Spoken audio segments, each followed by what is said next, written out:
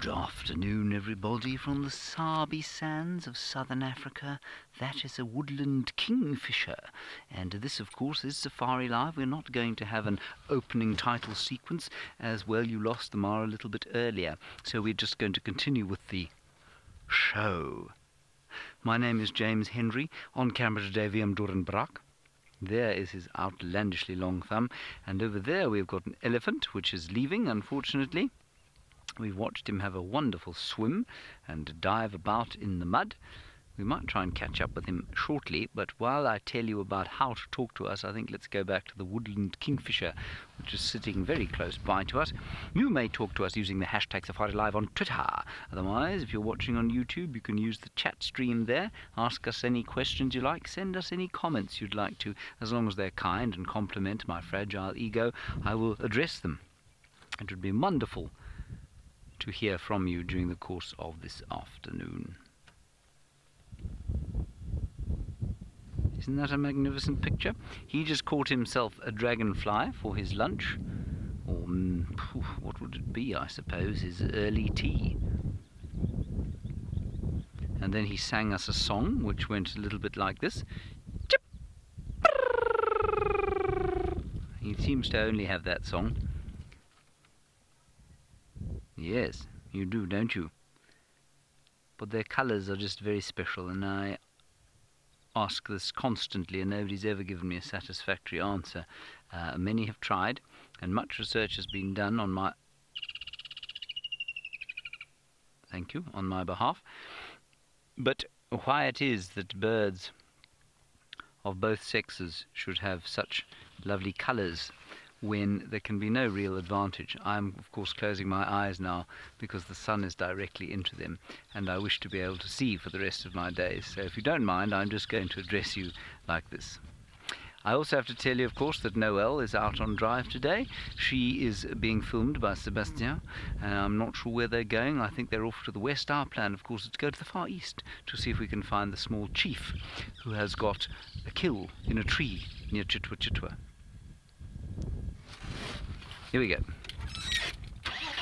I would like to try and get one more look at that elephant.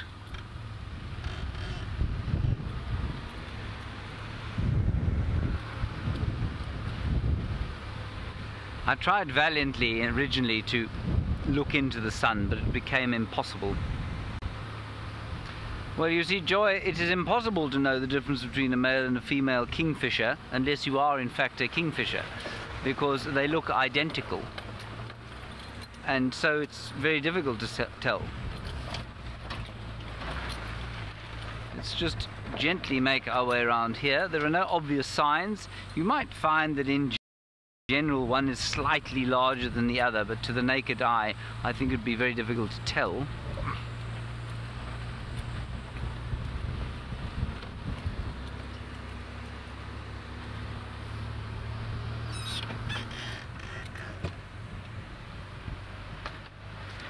Oh, he's just ghosting through the woodlands here.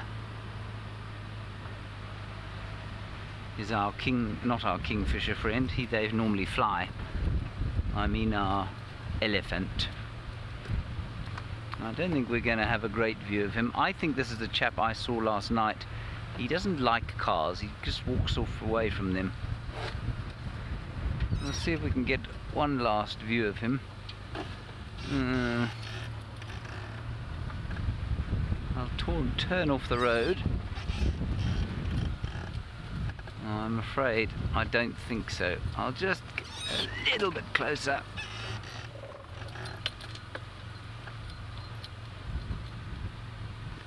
Alright, I don't think we're going to harass this fellow, especially as Noelle seems to have managed to find the same sort of thing, possibly a little bit closer. Good afternoon, everyone. Welcome again to Safari Live. James, your elephant was amazing. We also have a beautiful young bull elephant who is giving us quite the little show. We're sitting here close to a mud pan, and because it is so warm, I am hoping that he will make his way. And again, I am Noelle. Hello, hello, hello. And on camera, I have Seb. Hi, Seb. He's saying hello. It is warm. It's about 31 degrees Celsius, which would be about 87 degrees Fahrenheit. Remember, we are live, we are interactive. Hashtag safariLIVE on the Twitter, or you can follow us on YouTube chat. So here he comes. As predicted, he's going to walk straight past these bushes and then right down to the mud pan, and hopefully he will give us a bit of a show. I'm excited about it. Elephants mud bathing is one of my favorite things to watch. We might have a little bit of a feeding here. It's also possible he just wants to investigate us. We've been with him for a couple of minutes now. He definitely knows that we're here. He's picking up the nice green grass, getting the soil off, and making his way. So he has mud on him already. So because it was very chilly this morning and rainy, and then now has gotten quite warm, he's probably already this afternoon had a bit of a mud bath. And oh, he's going to be very rude and and bypass our mud pan completely. Shame, cheeky fellow. Smelling as he walks. We've talked about this before. When elephants are moving, they can't see sort of down to their feet where they're placing their feet, so they put their trunk like that to be able to assess the area in which they're moving in. See how he's smelling there. So not only is that trunk a nose and an arm. Ladybird, you're curious about how many toes an elephant has. The savanna elephant, the elephant that we get here, has 5 toes in front and 4 toes in back, 4 toenails in front and 3 toenails in back, as opposed to the Indian elephant, which has 5 and 5 in front and 5 and 5 in the back. So basically with the toenails, they don't need them, so that over time they've disappeared. Yeah, similar to us with wisdom teeth. Some people are now born without wisdom teeth because we don't really need them anymore, and some of us, when they come up, we just remove them because, again, we don't need them anymore. All right, well, that was a brief sighting. I was actually hoping it would be a little bit longer, but that's all right. He gave us a good show and some good light. We're going to go down and check Twin Dams as well and see if anything has come to the water there, and then probably check Treehouse Dam, and then move along to the western side of the property for today. So let us carry on.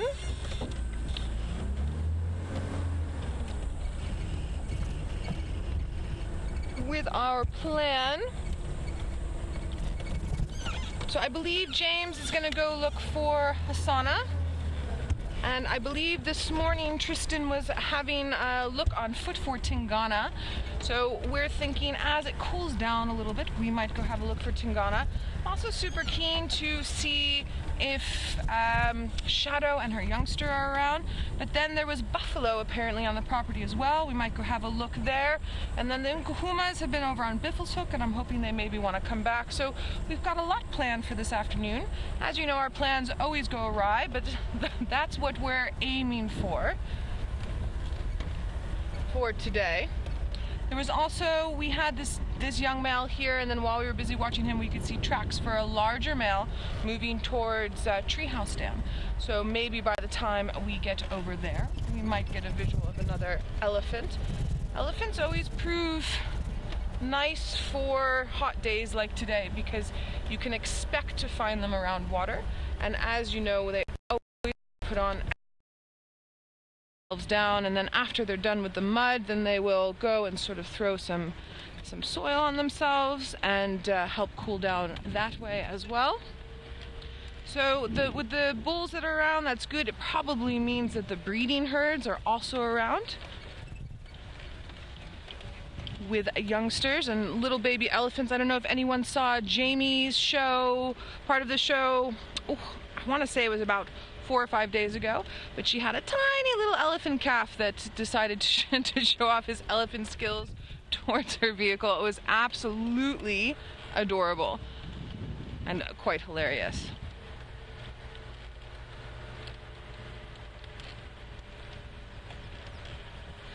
Go Rev, you are asking, do elephants ever stump on their trunks while walking? I have never seen that ever. Although they are able to get their trunks down to the ground, and especially the big bulls, you'll see them sort of resting it. No, they're very perceptive of their bodies and how their bodies work, so I've never seen anything like that. Interesting thought though, because that would definitely be a bum over head scenario if that were to happen, and probably quite painful for the elephant itself. It's amazing. We as humans, I mean, look, you get very athletic humans who use their bodies very well, but I think we tend to overthink what we're able to perform and how we're able to perform with our bodies. And so for wildlife like an elephant or a lion or a buffalo, they're fully aware of how their bodies function and what works best for them. So things like that are few and far between, and definitely the elephants, I've never heard of that happening. Alright, well, while we head over to Twin Dams, let's go over to James and see if he has found anything he would like to show us. Well, if she's going to Twin Dams, we'd better change our route. It was good information. We don't want to bump into her and steal whatever it is that she was going to see. She might be in front of us, of course, as well. It was a spider hunting wasp, but it is gone. We've come down this way, just past the area of Tandai, hoping that maybe we'll catch her moving her babies, showing us where her den is, revealing the mysteries of her youngsters to us. But at this stage we have not found anything. I've seen some nyala since I last saw you, and we left our elephant going in the same direction as you last saw him going.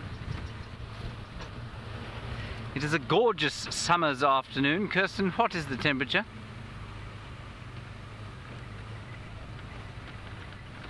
It is 30 and 87. So 30 is a very comfortable temperature out here. 87 is also startlingly enough. And there are clouds building in the west and south, indicating perhaps some more rain coming in this evening.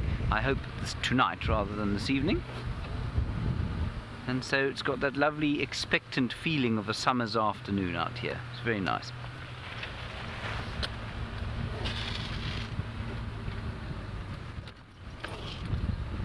Oh, no, she could be up there, but we're not going to drive up there. We're going to keep going this way. We will take the road known as Battalier.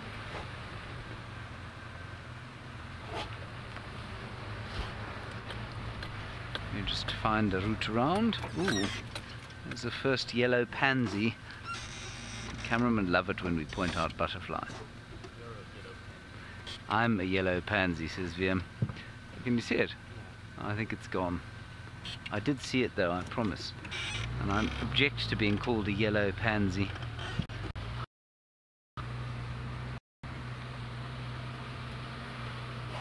Alright, Noel has made something other than an insulting cameraman. Let's just find out what it is.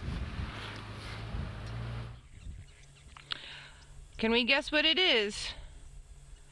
Cloven hooves. So an even-toed ungulate, even-toed animal. There's several of them here, sort of a chocolatey brown on the bottom.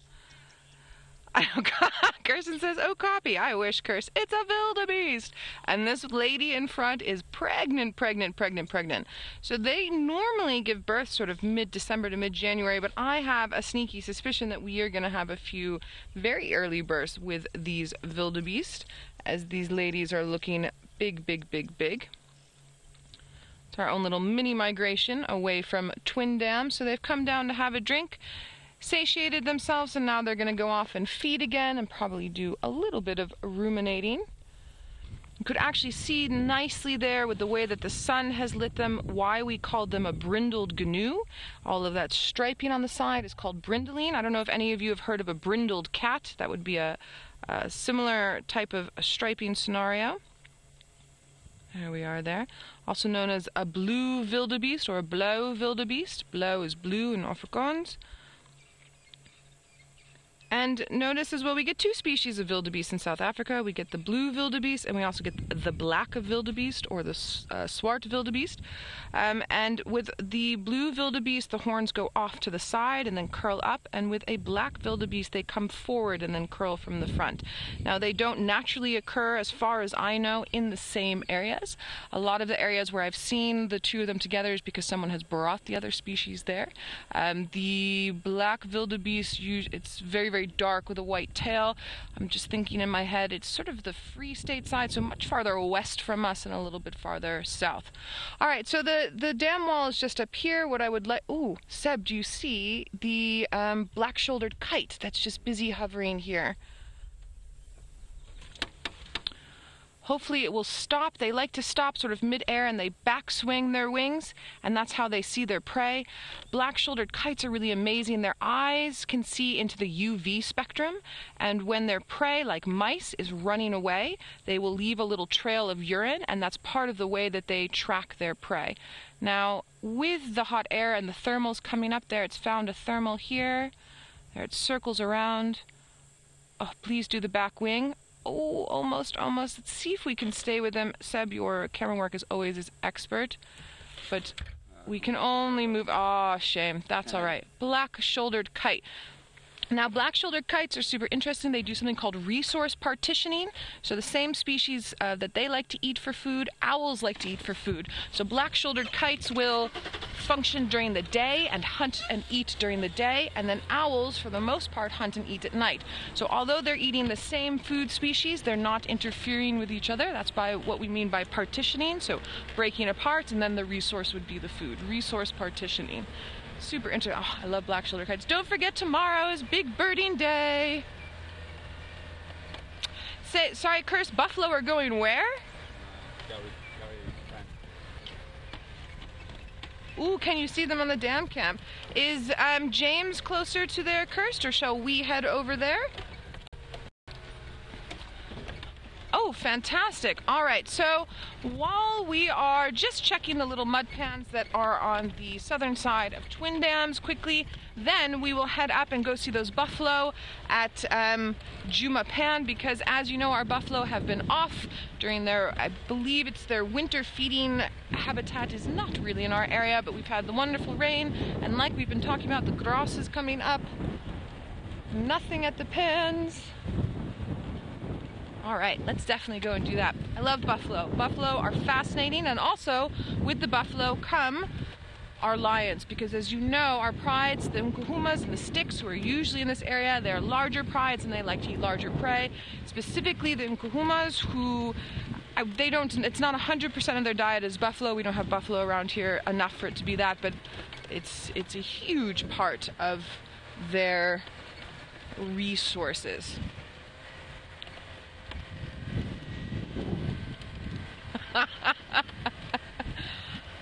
James Richard, good afternoon. I'm glad you're watching today. Wonderful comment. You are saying the wildebeest are probably relieved that the buffalo are back to give them a break. I would agree with you, James Richard. Definitely. Oh, thanks. Thanks for the smile and the chuckle. All right. We've got what looks like some tracks from a breeding herd of elephants and some poo, so we'll also look for them as well. But let's head over to James, who is bumbling around, and see what he has for us while I go look for these buffalo. We have got a few little baby impalas. There they are. Sorry, I'm just trying to turn the game drive radio down and failing dismally. There we are. There were probably about 6 of them lying in the shade here, and as we pulled up, Viam was telling me a story about lightning, and they all ran away. That's not a joke, that's exactly what happened.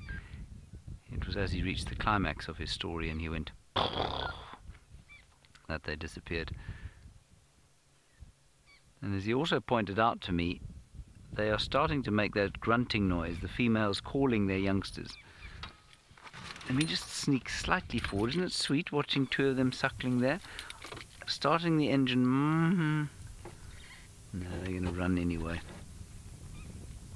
very skittish, obviously. They are, well, tremendous security concerns when you have a little one like that. All right, let us continue. I can hear the sound of a white-crowned shrike up ahead. They nested in this area last year. There it is.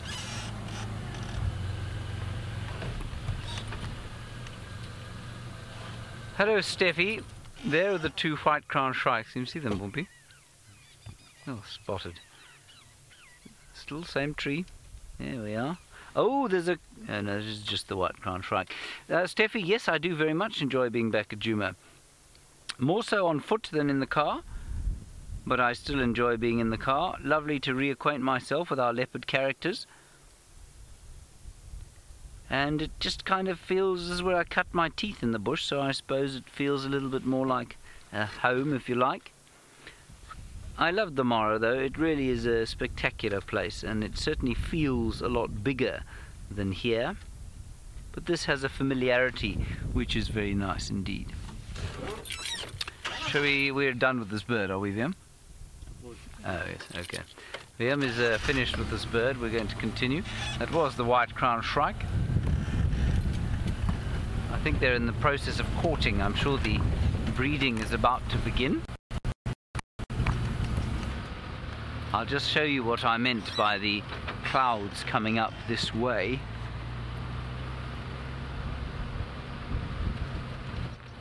You can see lovely banks of cloud up ahead, just softening the light slightly, taking away the whiteness of the sky. Shall I stop over here, Viam?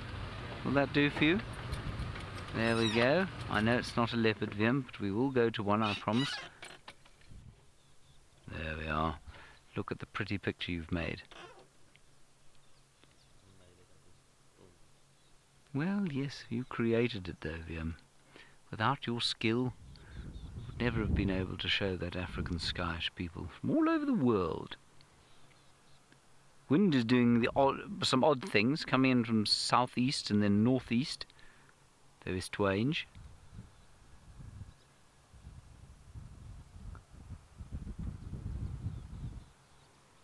That's it. You can hear it blowing through the marula tree above me. Lynn, you are obviously asking a sarcastic question. Do I miss the rain in the Mara? No, I don't miss the rain in the Mara, nor do I miss the wind in the Mara. The temperature in the Mara is very pleasant. It can be chilly in the mornings, but it's never gets beastly hot like it gets here. You get warm, but it doesn't get really hot. But that rain was something else. I suppose now the cars are properly equipped to deal with it, so it's a bit better. Oh, Vim spotted another bird. A lilac-breasted roller. Ah, it's flown away. Wait, it'll stop. There it is. Not very lilac with that background, I'm afraid. Now, about many of the animals we have here, we have the go-to facts, if you like. That if we're feeling particularly uninspired or we don't know very much about a certain thing, then we'll say something like, the lilac-breasted roller, you know, it's got 7 colours on it. It's much the same as the topi being the fastest antelope, etc. That's the go-to fact for the lilac-breasted roller. We get all 4 species, well, not all 4, we get 4 species of roller here. Now, I must stop here because yesterday, that very animal over there, you can see totally relaxed, very calm, failed to make an impression on the television because, unfortunately, Jamie's cheetah were hunting, and so we had to quickly go across to them. And while this very fine example of Steenbok womanhood was standing as she is now, demonstrating herself to us, we were unable to bring you the joys of Steenbok in the grass. Well, today it is different. If you are wondering what's happened to the Mara, by the way, they have an internet problem, which means they cannot broadcast this afternoon at the moment. They are working on it. Really interesting colour that, isn't it? That chestnut red in amongst the greyness.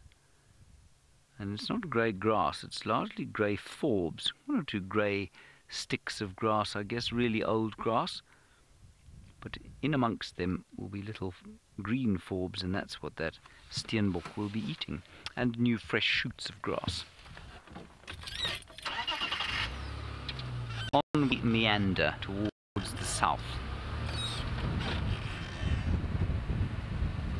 Lily, you say you love their ears. I like their ears too. I think they're most impressive. And they're often the only thing you see sticking out of the grass, especially as summer comes along.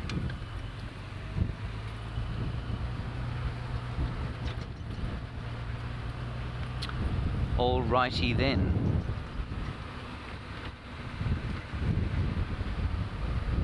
Right, Noel has managed to make it all the way up back to Djuma Dam, where we have got a creature that has been conspicuous by its absence for the last little while.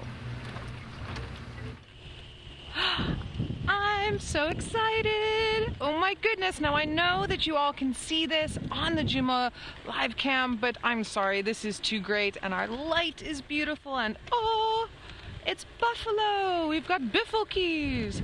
So a buffalo in Afrikaans is a biffel. That's why it's a Biffel's Hook Dam. It's Buffalo Corner Dam. Seb, are we happy here? Yes. Okay. Oh my goodness. Let's just listen for a minute.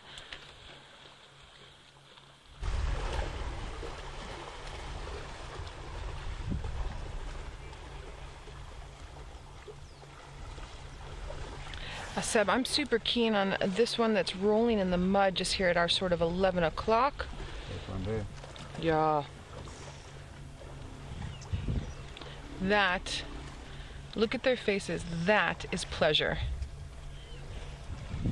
This is a warm, warm, warm day.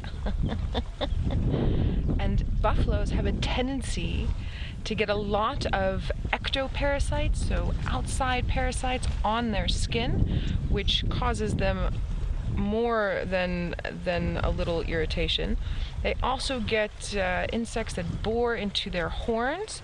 I believe it's the larvae of a woolly moth, but don't quote me on that one. It'll come to me. I'll think of it just now. And so that, by getting it on their horns like that, that also helps. What a stunning, stunning sight. So now from a game drive perspective, from a vehicle perspective, this is wonderful. This would also be a wonderful perspective from a walk. And what you're seeing is you're seeing the front end of the buffalo herd coming through. There's more buffalo that are coming through the back. Buffaloes move in a really interesting formation. It's sort of a diamond formation. And at the very front of that formation will be a female. She's known as the Pathfinder, and she knows where the good food and water is. And the rest of the herd will follow her. And then at the edges, the sides of the diamond shape, you tend to get young virile bulls. And at the back, the bottom end of the diamond, you will get the old, the weak, and the sick. And then everything in the middle is all the other females and their young of varying different ages. So buffaloes are known for taking care of each other. They can chase off lions very easily. I had one of the most amazing sightings in my career when I was up in Zambia in September of a herd of about 1,000 buffalo, maybe a little bit less, let's say 700, and a pride of 20 some odd lions. No, sorry, 16 lions. It was 16 lions, and they had a standoff at 10:30 in the morning in 38 degrees Celsius heat, so well over 100 degrees Fahrenheit, for an hour and a half. So they're very capable, and my point of bringing that up is that the reason why the old, the weak, and the sick are at the back is that they basically know that their life is up, and they're basically sacrificing themselves for the betterment of the herd. It's a very interesting structure.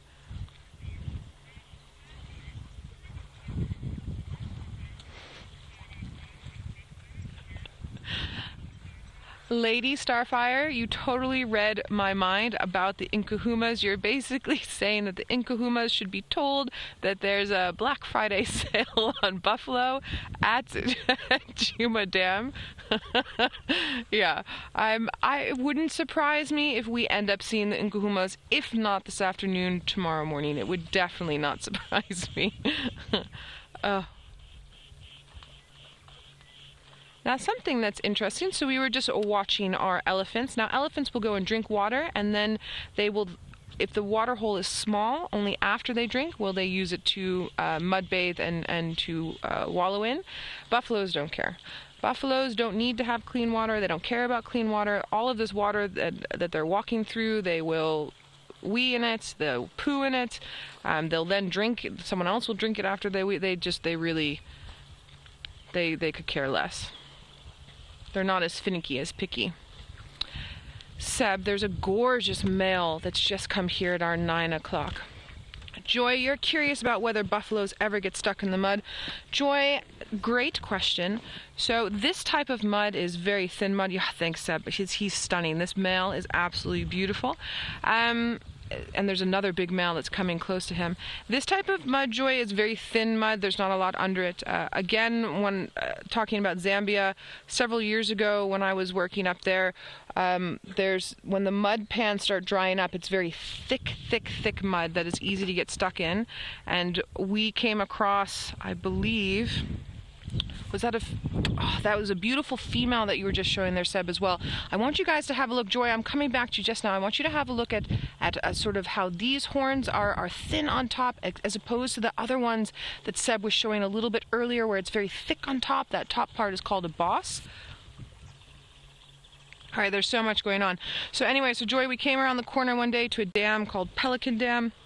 Or Pelican Lagoon, rather, and there were 6 or 7 buffaloes stuck in the mud. The only thing that was showing was their faces, and basically they had gotten stuck, and then as they were trying to get themselves out, it just got them deeper and deeper and deeper. And as we were sitting there, the pride at that time, that was probably 20-ish in number, came rolling through and started to eat them as they were lying there in the mud. Now, I love lion interaction with prey, basically any sort of predator-prey action, but that was a little bit hard to take. I think we only stayed there for about 20 minutes, and then all of us agreed that watching lions lick the eyeballs out of a live buffalo was a bit too much for our stomachs on that day. So yes, they do get stuck in the mud, for sure.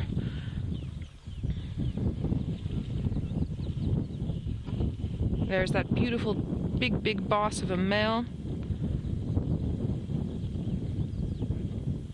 And sorry, everybody, I think I was actually wrong. I think this is the tail end of the herd as opposed to the front end of the herd because of the way that they are moving off now. They obviously had some ones that came down first.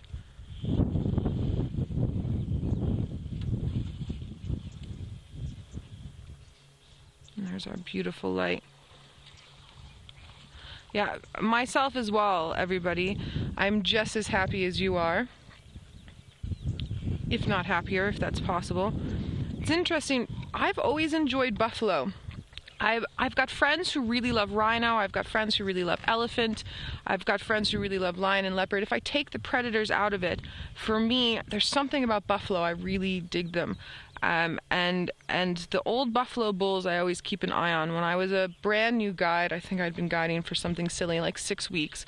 I went out to go photograph wildflowers and I wasn't paying attention. And I was by myself, so 2 stupid things.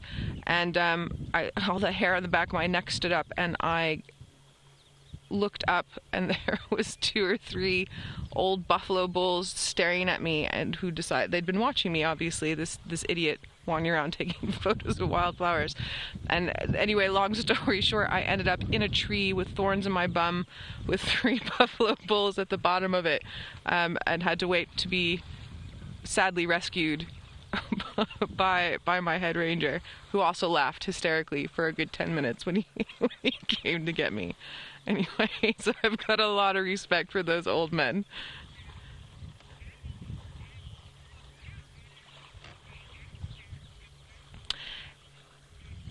Veli Veli, you are asking, are wildebeest more dangerous than buffalo? Veli Veli, any wildlife creature can be dangerous. It just depends on the scenario in which they find themselves. So if you were to corner a wildebeest, he can be just as dangerous as a buffalo. I had a friend that was almost gored by a nyala because he cornered a nyala. Same thing with an impala. So it just depends on what's happening. Oh, sorry, that particular buffalo is taking exception to the fact that I'm not saying he's more dangerous than a wildebeest. Excuse me, sir. No, so basically the stories around buffalo being dangerous has more to do with those old men than I was talking about. A herd like this, you clap. If I were to walk up and clap my hands at them, they're going to run off. Not that I'm going to do that, but just to illustrate the point. With an old buffalo bull, the ones that have left the herd, they're old, they're cranky. They've got those larvae burrowing into their horns. They're losing their skin. They're tired of living in a herd structure. They're like the cranky old man that lives on your street who sits on the stoop on the porch and throws beer bottles at children driving his bike because he's a cranky old man. There's no real reason for it. They're the ones that you have to be a little bit more careful of because they've just reached a point where if you disturb them, they have a tendency more to come at you as opposed to move away. They know their strength. But again, I've been tracking on foot by myself with a tracker, with other guides, and come up against buffalo bulls and that had them move off just as much as I've had, more so actually than I've had to find a tree. I've had to find a tree once or twice, maybe 3 times total, but more often than not, they do move away.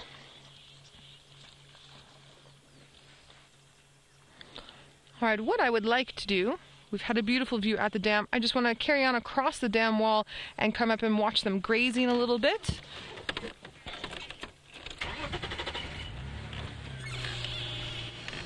Oh, Shane, you're asking, are buffaloes a dark color or why are they a dark color? Sorry, Kirst. Oh, are they all the same color? Oh, so O'Shane, I think what you're having a look at right now is the fact that it looks like some of them are darker and some of them are lighter.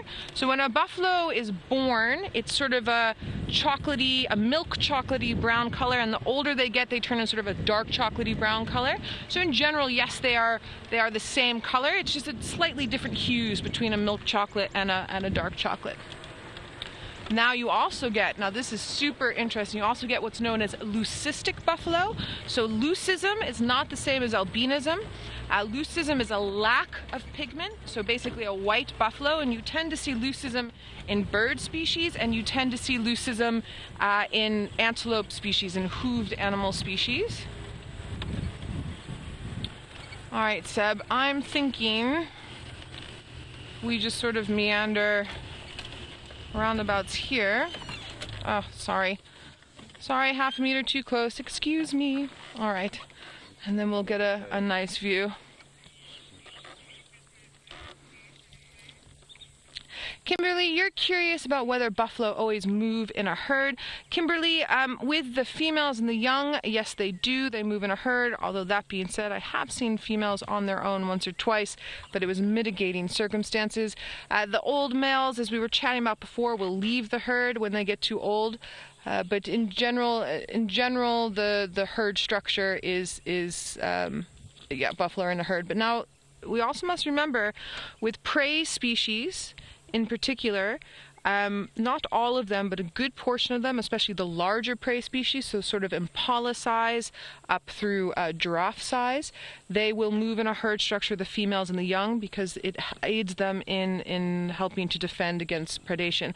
Something small like a duiker or a steenbok or a dik-dik or even bushbuck to an extent have a tendency to be more sort of on their own or in a little mated pair, and that because they're smaller, they can go and hide and camouflage themselves as opposed to needing security in numbers. Oh, there's a baby. Thanks, Seb. There's a little one, not brand new. I would probably say 6 months, maybe 8 months old. But I haven't seen little buffaloes in a very long time. Last winter when we had that horrible drought, when we had our summer season last year, most of our buffaloes where I was working did not calf. They were the drought was too much for them. We also lost about 75% of our buffalo on that property because of the drought and because of predation due to the drought. So it's nice that these ones are healthy enough and are reproducing.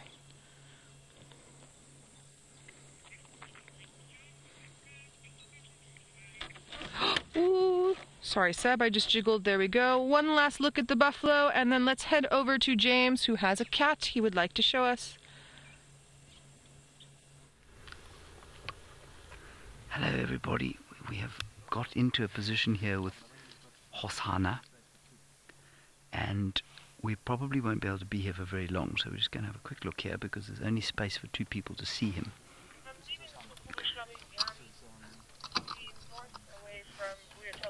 And so we will just enjoy while we can.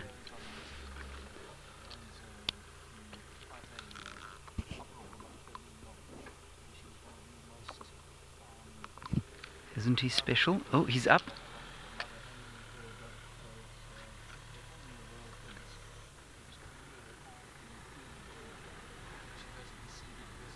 Sorry, I'm just concentrating on what the other vehicles are doing because everyone's trying to get a view of him. It is a little bit difficult.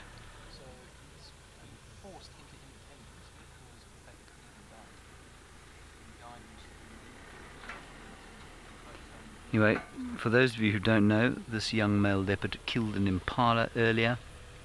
He has hidden it underneath a tree here, and I think we might be able to get a view from further up, don't you, Bim? Yeah, so we can let this guy in. Dylan?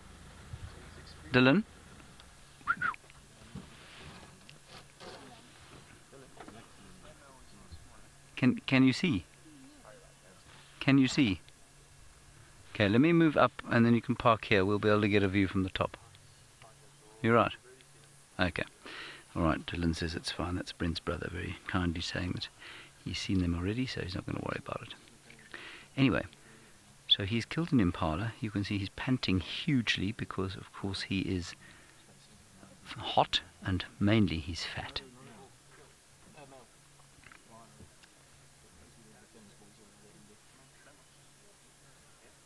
He's a wonderful little fellow, and you know what? It's slightly embarrassing me. We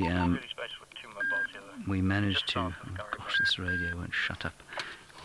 We managed to get out of the car. We couldn't see him. We found his tracks around the place. We got out. We were no more than 10 meters or 30 feet from him when we got out of the car. And then we saw him once he was pointed out to us. He did not react to us one little bit when we were on foot.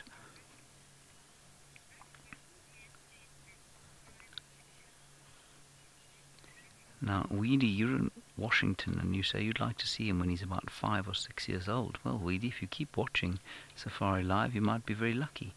Of course, the chances of him being here when he's 5 or 6 years old are very small. He will most likely vacate this territory as the onset of adolescence takes place. Testosterone starts coursing through his body, and he will then become a territorial male and try and find a territory for himself.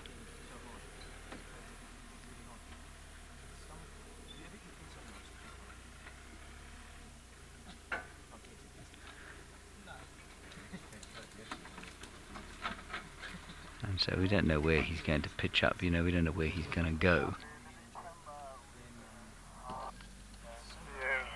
Ooh.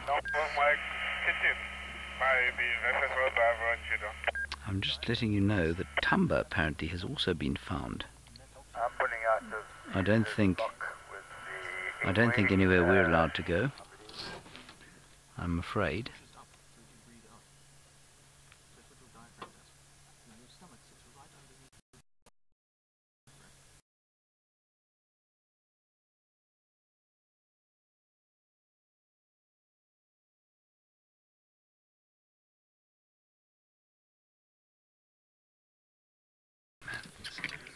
Radio is a nightmare.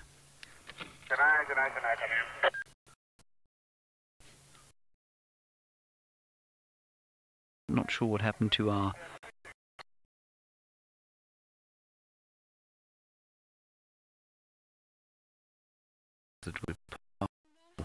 Sorry so much, everybody. Sorry about that crash cut. They have found Mvula, but he's on Biffle's hook side, so unfortunately we won't be seeing him quite yet, but hopefully he will move in across so that we can have a view of him. We are still with our buffalo. I'm just waiting for them to cross the road so that we can carry on looking for what we want to look for, which for right now, we were going to go to Treehouse Dam, but I have a sneaky suspicion that there's a few other things out and about. But for now, we're going to aim for Treehouse Dam, and then we will see what else the guys have found. Now, this is a roadblock in the bush. I used to work on a property where you had to drive quite a distance to get to work. Well, by quite a distance, I mean 10 minutes, 15 minutes maybe. And if you didn't give yourself sort of a little extra time frame, you would be late due to buffalo in the road or elephants in the road. Sometimes there was lions in the road. Thank you, everybody.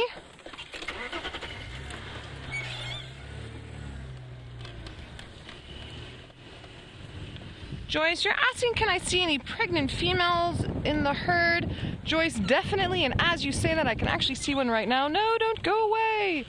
Sort of our... Oh, well, she's gone. It was at our 3 o'clock. Let me back up and see if we can see her again. There's definitely some pregnant ones, and we saw that youngster earlier. So if one's had a baby, then they've also... The other ones will have a baby. I'm sorry, Seb, I think she's moved. She's kind of there. But it's going to be, she's heavily pregnant. So there we go. So most definitely, lots of little babies coming up soon. Now, unlike the wildebeest or the impala, buffalo will give birth sort of any time of the year. Doesn't matter. Same as a zebra or a giraffe or even a kudu for that matter. They give birth any time of the year. So they prefer to sort of coincide when there's a lot of food around, but that's not a hard and fast rule. It's just better for them if there is nice green grass for them to eat so that they can produce healthy, nutritious milk for their little ones. Buffaloes don't only eat grass though, they will eat leaves. It's just that grass is the main part of their diet. Now, one of the things that happened with the buffalo last year on one of the property that I was working at is they were eating a lot of guarri trees, and guarris have a lot of tannins, and they were basically giving themselves tannin poisoning.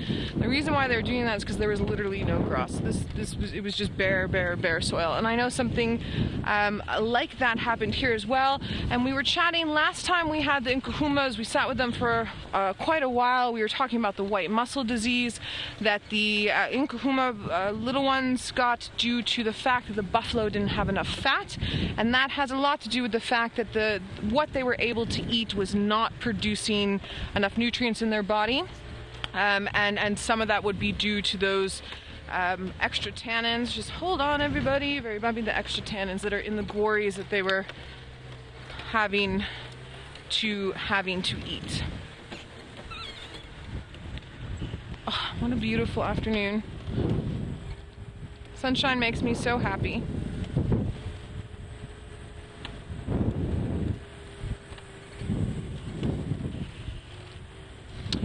Karen, you're curious about what's considered old for a buffalo.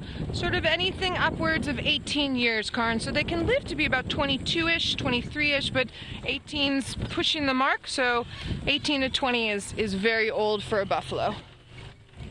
Now, we were talking earlier about any pregnant ones and the little ones. A buffalo female will start giving birth around the age of 3, and she'll have one baby every 3, well, under normal circumstances, one baby every 3 years until she passes away. So she's basically a breeding machine.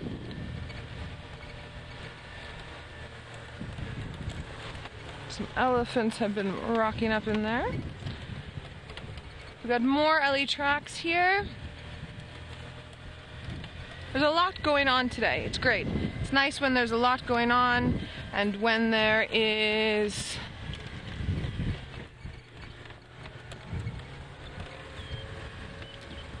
Joy, you're curious to know how closely related Cape buffalo are to water buffalo. So Joy, what I know about that is African Cape buffalo, Sincerus kaffir, are based in Africa and are no genus relation, no species relation to water buffalo.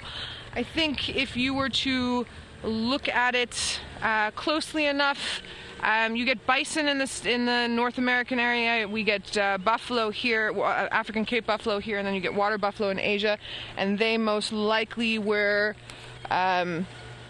coming through the evolutionary change after the split of the continent, so after 180 million years ago.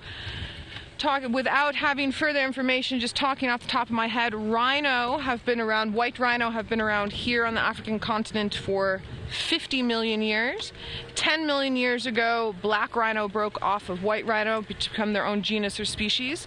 So I would guesstimate that buffalo popped up in the different continents around about the same time rhino would, and the reason why I'm saying that, maybe even a little bit after, the reason why I'm saying that is the white rhino and the buffalo and the bison and the water buffalo are all bulk grazers, and so that body type has a specific grass species that it needs and habitats that it needs, and so that's why I would probably say that water buffalo, bison, and our African Cape buffalo, if any relation at all, is very, very far in the past, although I have a feeling that their relation is pretty much non-existent.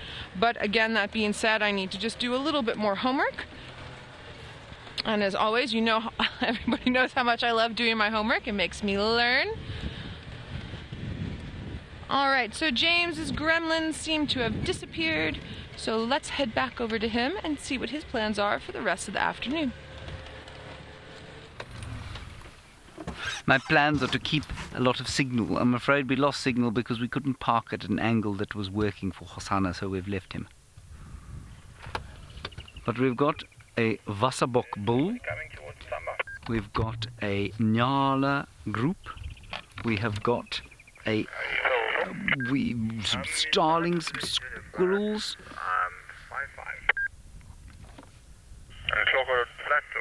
I'm just trying to find out what's going on. They've got timber somewhere. Copy. I think I'm going to make my way this lady. Yeah, make your way. Why not? Well, what's the location there? North of Mike's kitchen, Jane. Is there space for me? There is indeed a space here between Mike's kitchen This and is very exciting. I'm on my way. Let's go and see timber. Do you want to see timber, or would you rather do the hornbill? We can do the leopard, okay. Here we go. Hold on tight, everybody. I'm going to drive with relative speed. It's very exciting. I haven't seen timber for a long time.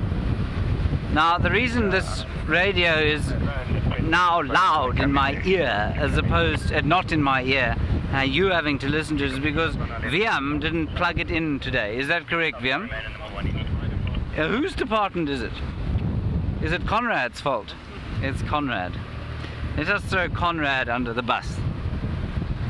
Anybody following up on the 6 or something? There's another water back there. I'm just going to keep going. Just for in case. Ooh. Linda, apparently you say yay. Was it James' rules? Is that what you said?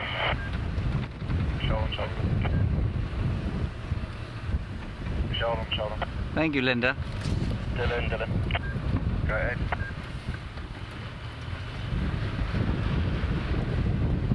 Righty. Going down.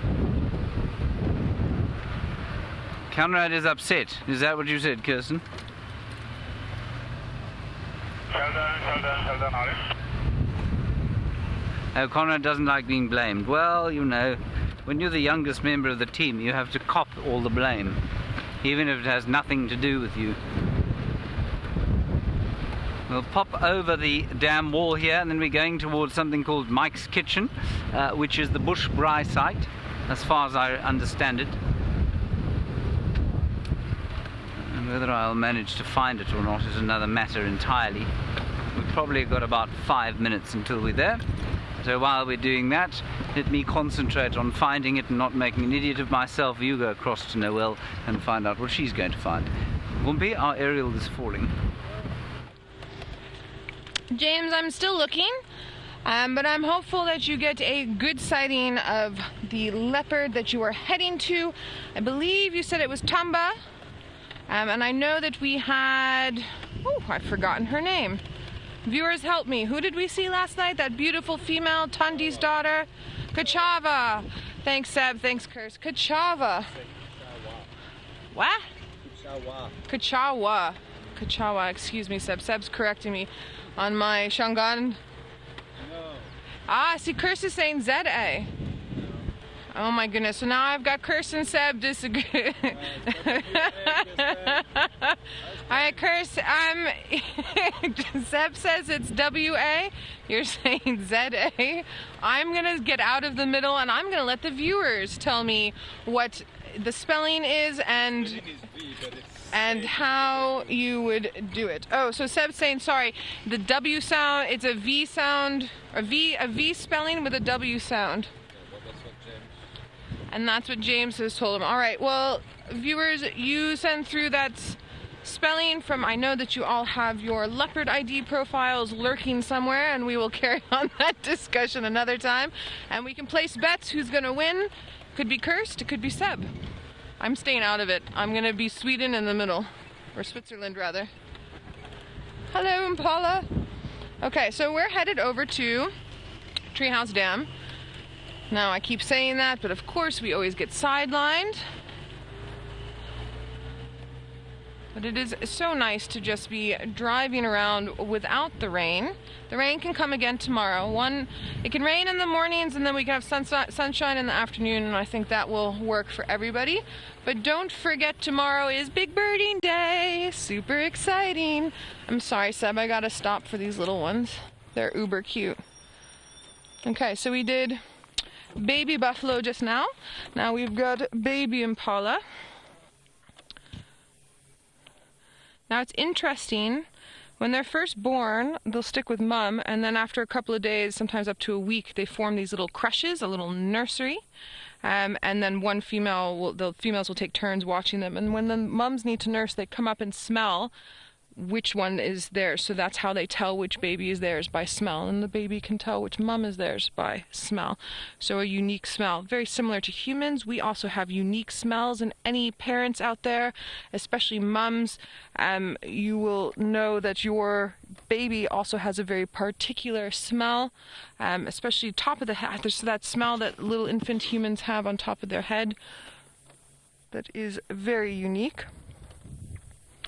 That's rather rude, madam. But, as we all know, everybody has to poo. There's some koodoos lurking in the background. Now, usually the impala come up here as it's getting dark. It's not quite time to get dark, but all of these mums that are here with their little ones, they would prefer this sort of open area right now. It makes them feel more safe, and then they can also feed while keeping an eye on their little ones at the same time.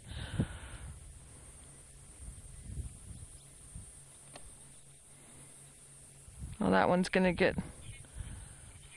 Yeah, I agree, everybody. Cutes and oohs and ahs for sure.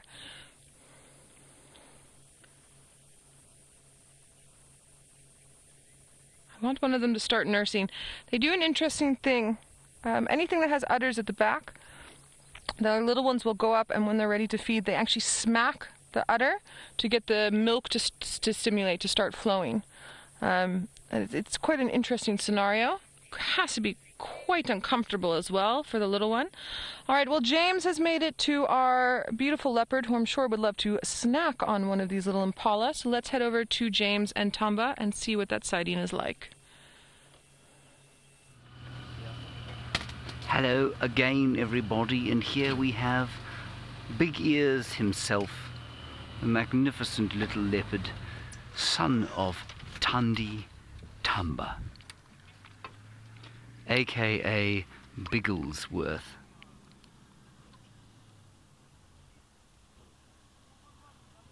Isn't he wonderful?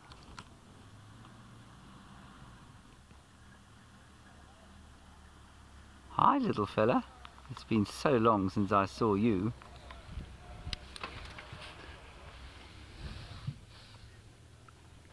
And nobody else wants to come to the sighting. It's wonderful. Hosanna is obviously the sort of Tom Cruise of the leopard world, and this leopard a more refined taste, perhaps a I don't know. What would we say? An up and coming young actor, young character.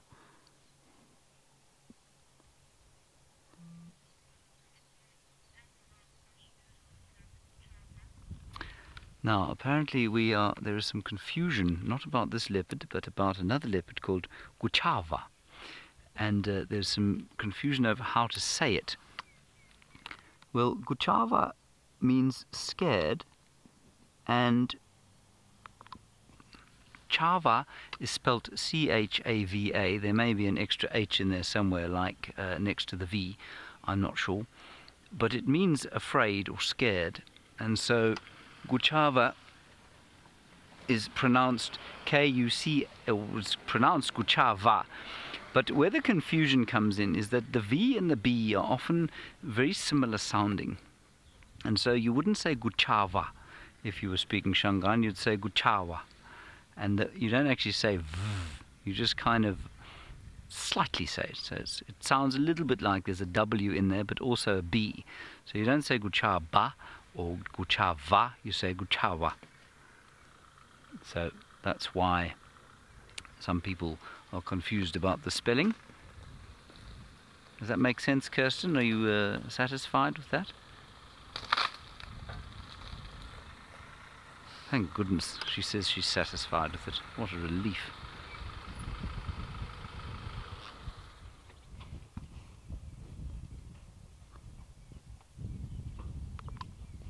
Isn't he a regal little fellow? But he does have outlandishly sized ears, doesn't he?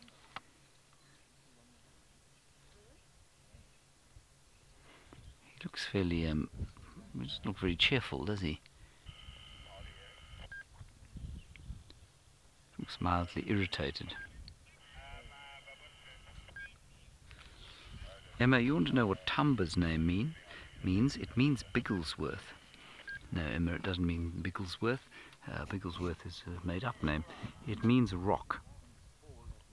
He was born on a rock or boulder, or spent much of his very formative, shall we say, weeks on a rock right near the Chitwa camp.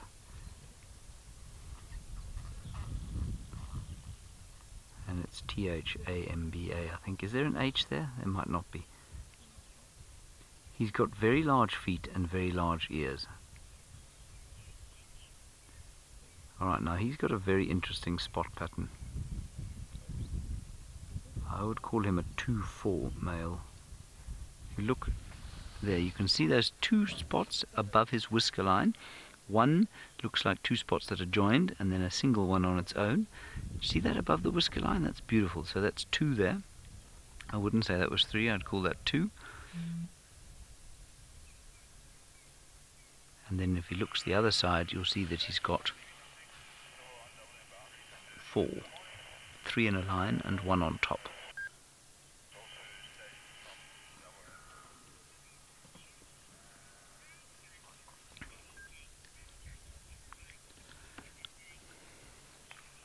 Judy says eye colour seems to be changing. Well, that's totally normal. Leopards generally have very bluish or bluish tinged eyes when they're born, and then they do turn this greener colour. So yes, I would agree that his eyes are changing colour. There we can see the spot pattern on this side. 1, 2, 3, 4. But you're right, the light will make a difference to that as well.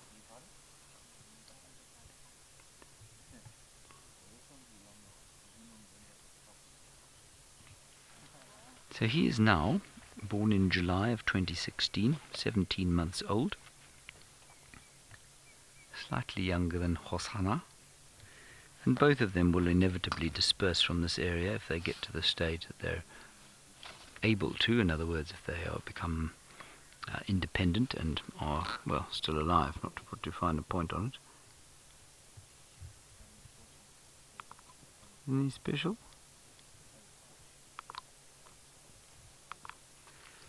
There's something about this little fellow I really find most appealing.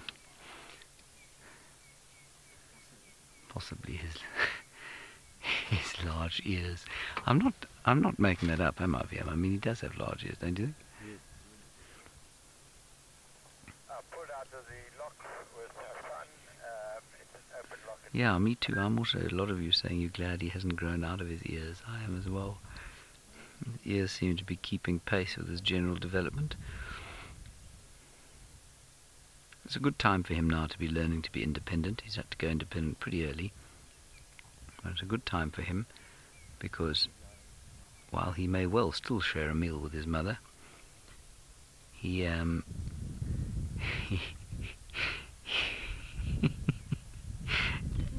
mean, it's a good time because there are lots of impala lambs around, but I'm just looking at his very stern face. Don't you think he looks serious? He takes himself very seriously, does young Tamba? Yes, Viam says he's much more intelligent, he thinks, than Hosana. He looks like he's about to move a chess piece, you know, after some serious consideration. Whereas Hosana's got a much more happy-go-lucky look about his face. This guy is not here for a haircut. He's not here to tell jokes.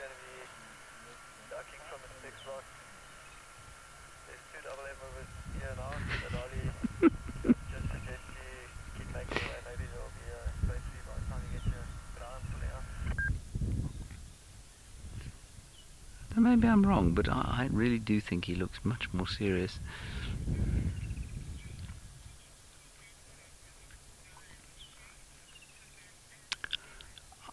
I didn't, but I heard about it. Rebecca, you said it. I see the sighting where Tamba, Hosana and Tingana were sharing a kill together. I didn't see it, but I heard about it. And you want to know my thoughts? Well, I mean, the most obvious thought is, of course, that both of them are Tingana's sons.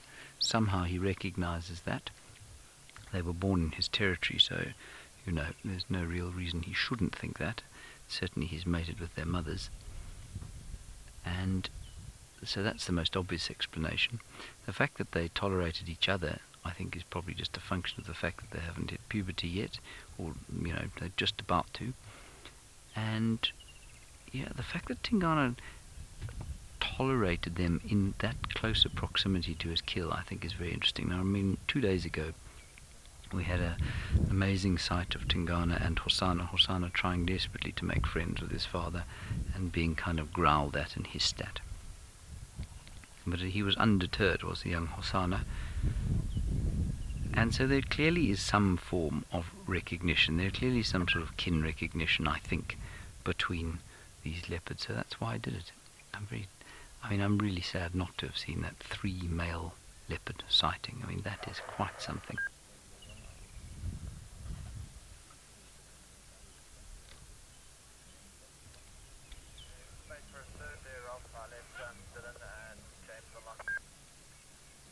He's a very sleepy, serious fellow. He's been considering all sorts of complicated problems during the day. The roundness of the earth, whether or not the earth moves around the sun or the sun moves around the earth. Deborah, yes, you say you've never noticed whiskers on a leopard before around their cheeks. Leopards have the longest whiskers of any cat that I know of.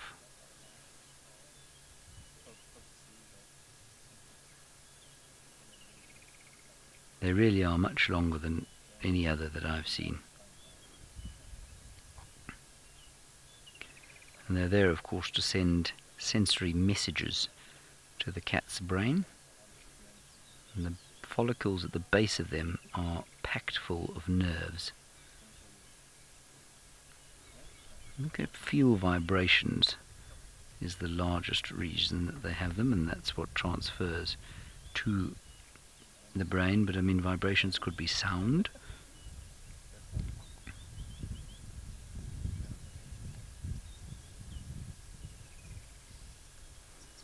apparently they can also do things like tell you about the size and shape and speed of nearby objects. I mean, that beggars belief as to how that happens. So if I was to fling a cricket ball at young Tamba here, presumably his whiskers would help him avoid being smacked in the face by it.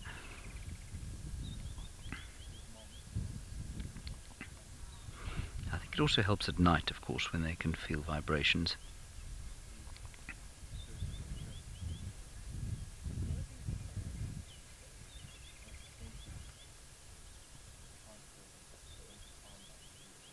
Apparently some animals, I'm just actually looking at an article here on whiskers, some of them will use them almost like noses, really, to locate food. That's not, excuse me, rats, seals and walruses apparently.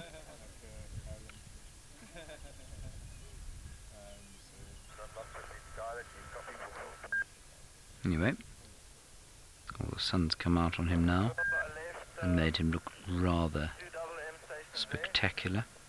And Harley making his way, hoping to replace one of the double M stations. When Harley gets Sorry about the game drive radio, there really is nothing I can do about it, I'm afraid. west of Greenthorn on double M boundary on the net side of the fire break. Are they better with? Brenda, you're wondering about whether or not he will feel his rank has changed. You know, with the arrival of the new ones, I think. Does he realise? Well, I suppose he would. I mean, whether he registers it as rank or not, I don't know. Probably not. But he knows something's changed because his mother's not feeding him anymore, and I suspect any time he goes anywhere near her, she shouts at him and tells him to go away. So from that point of view, I'm sure he does feel like something has changed. But whether he registers that as a change in rank or not, no, I don't think so.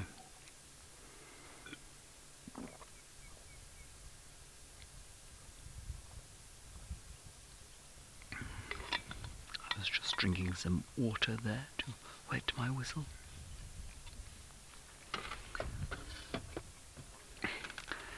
Getting evil grins from Brentley Smith's brother. I think I shall have to take a picture of him.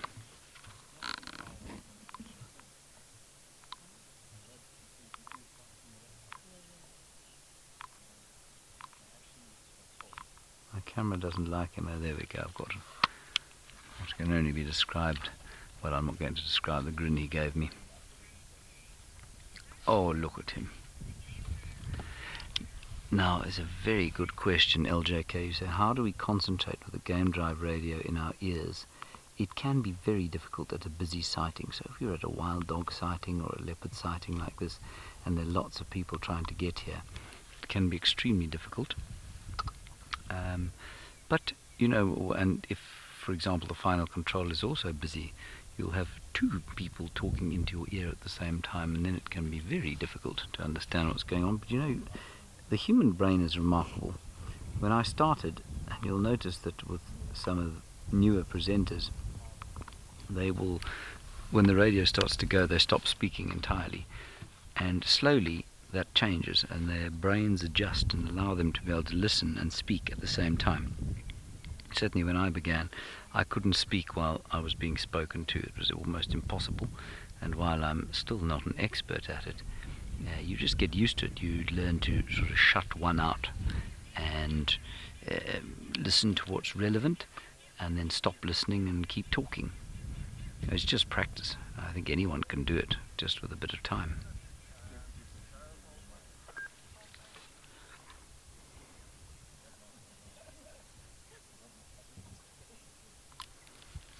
Now, the game drive radio can be an absolute nightmare.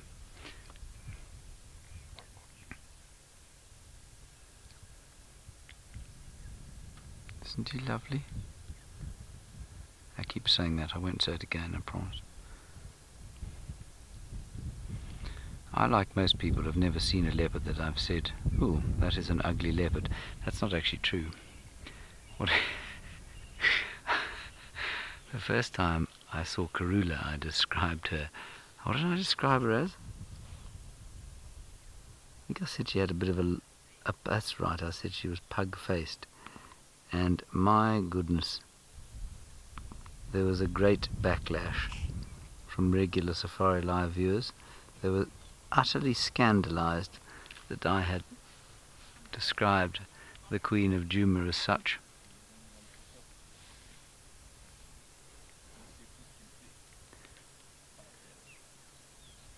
You know, he's a very serious fellow. He's not here for jokes.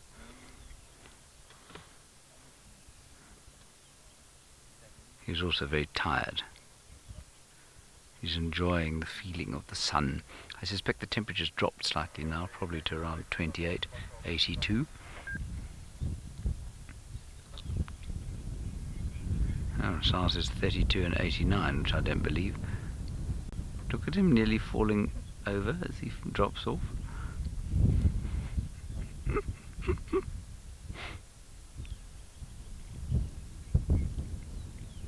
Apparently he looks like me. Kirsten, in what way does he look like me? Is that what I look like when I fall asleep at my desk?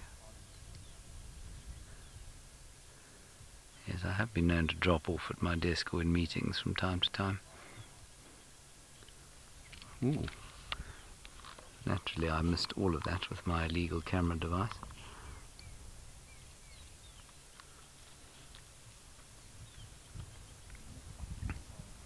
Now, I imagine that he will sit here for much of the rest of the afternoon. There are actually some impala moving slowly towards us and towards him. They look like a little bachelor herd, though, so I'm not sure that there are any youngsters that he could have a go at. With his whiskers?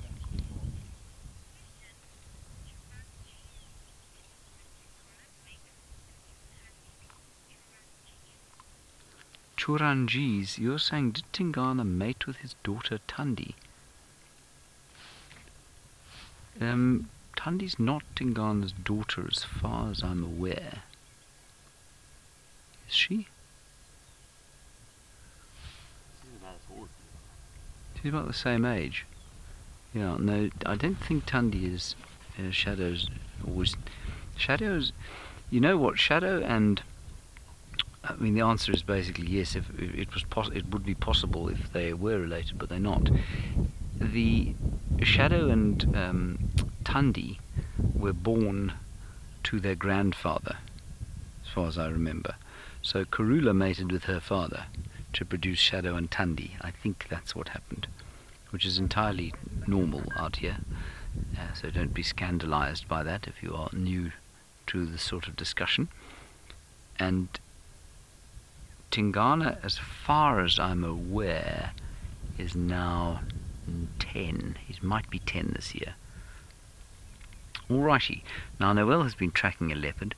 Now she hasn't managed to find a leopard, but she has managed to find something much slower than that. Ha ha ha ha. Have a guess what it is. Alright, so we have been tracking a leopard. We believe it's Tingana from the size of the tracks, and with Mvula and Biffleshoek and Hosanna over with that impala kill and Tumba by James, this is most likely Tingana. Now the thing with Tingana is that, sorry, I'm busy looking around because when we first got here there was a lot of birds alarm calling, and then I saw a slender mongoose, so I sort of left it. But the thing with Tingana is he moves away when you're on foot, so I just tracked to get direction, and then I brought the car in. But as I brought the car in, I found 2 leopard tortoises. So there's one there. Okay. Now, something I've been wanting to show you is mating tortoises, and they were mating. So it's not quite the leopard we're looking for yet, but they're going to go. So just excuse the shadow from our vehicle. I know it's a little bit awkward, but it was just the sort of gap that they're going into. This is the only way that we can get in. So where this male is moving towards, and I can say it's a male because he was on top of the female earlier, is where this female has sort of hidden herself a little bit. So I think let's wait a minute and see if we can get any animal action for you. And while we're busy watching, I'm just keeping my eyes peeled for this little Tingana. Now, anyone that's been watching for a while knows that Tingana and I are in a little bit of a fight at the moment. He likes to show himself to me, but not to me when we are on camera. So I would really like to show Tingana to you while we are on camera. And I have a feeling that he is inside of this drainage system. I don't think he's too far. Those tracks we had were very, very, very fresh. All right, leopard tortoises. Shame. I think she's playing a little bit hard to get. Either that or he's tired. We could pick one. So it's interesting. The bottom part of the tortoise's shell, the carapace, is, I think that's correct. I don't know why my brain won't engage properly today, so sorry everybody. Who knows what's going on with me? Is a concave rather than flat with the male, so that he can mount her and therefore make little tortoises. Tortoises will lay eggs, and they do it inside of places like termite mounds or inside of banks along water holes or river courses.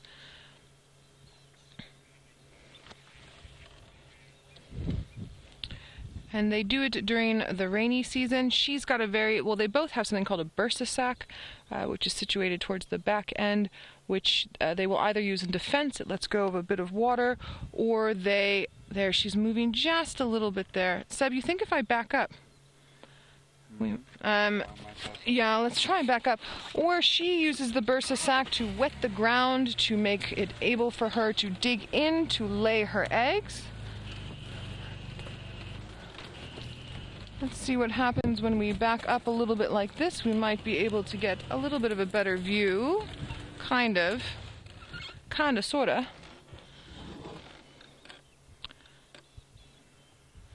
And I feel like Tingana is sitting here watching us going, silly humans. Although, that being said, I have seen leopards get very interested in things like tortoises and come out and have a look. I can hear birds alarm calling not far from where we had them alarm calling earlier, a little bit back towards the dam. Here she comes.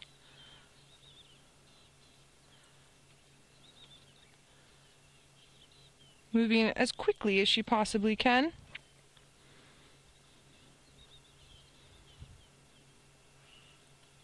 Going to find another another place to hide. Inside those thick bushes.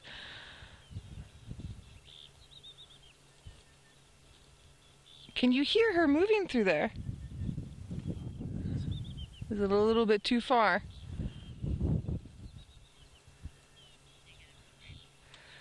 Okay. Now the male is now moving. Well, he was kind of out from his little hidey hole. She's definitely playing hard to get. This date's not going very well. At all. Okay. I think let's leave them to it.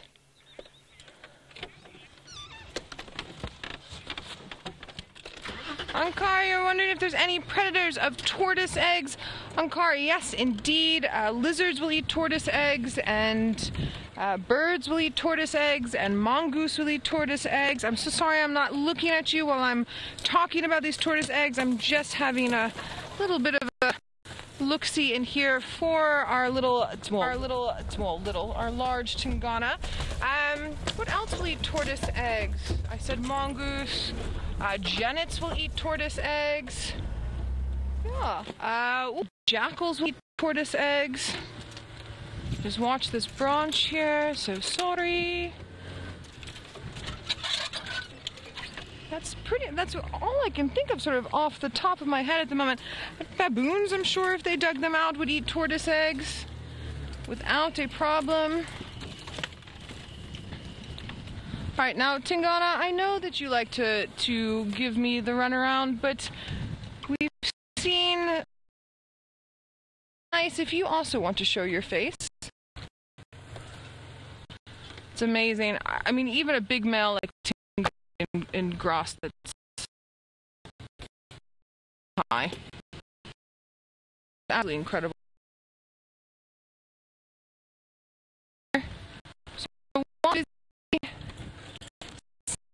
show himself. Let's head over to James.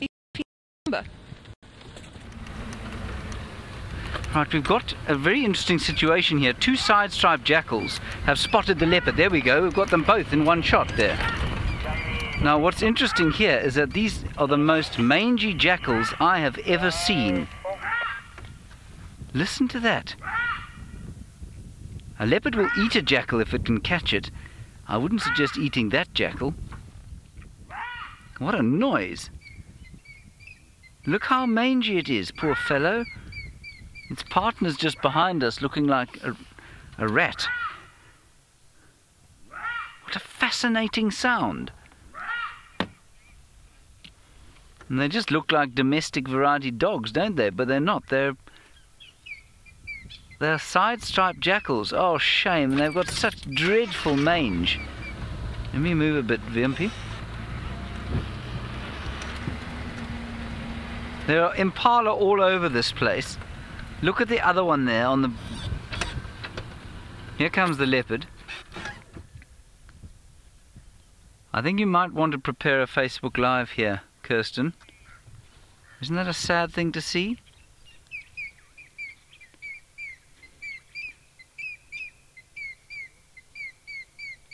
Here comes the other one, following. The leopard's about to come out. I think let's go live straight away, Kirst.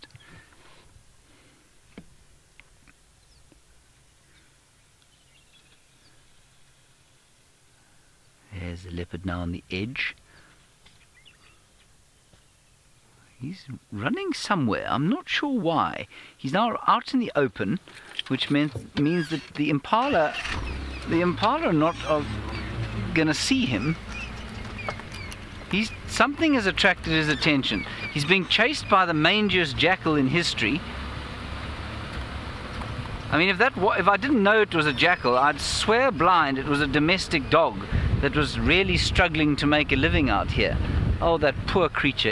That is very sad.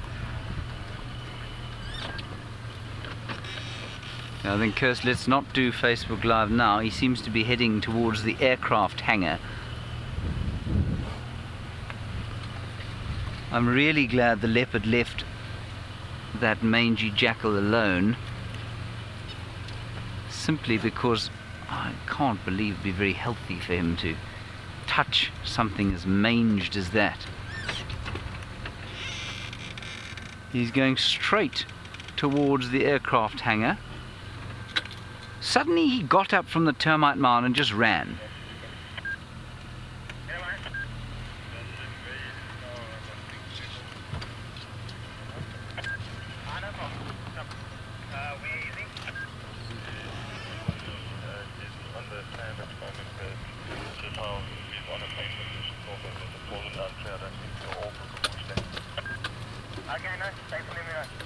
He's going into the aircraft hangar. We can't get through here. Hang on, let me go around the other side.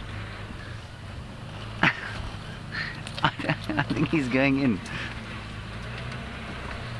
He wants to see if he can catch himself a plane.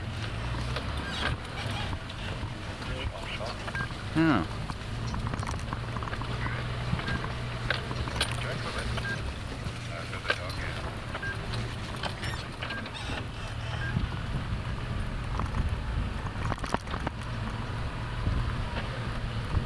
He's gone around the other side.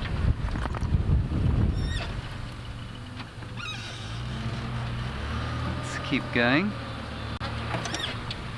There's a road here we'll take.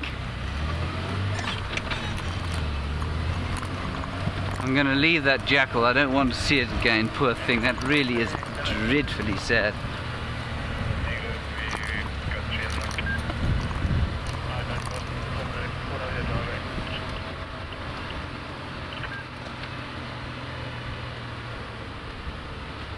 Here he is.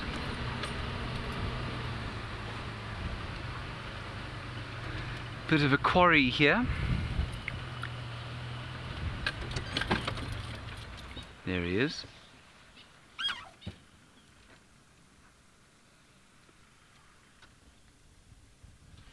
Fascinating. I don't know why he got up from where he was sitting and then he ran down this way. from being completely asleep to fully mobile in less than a second.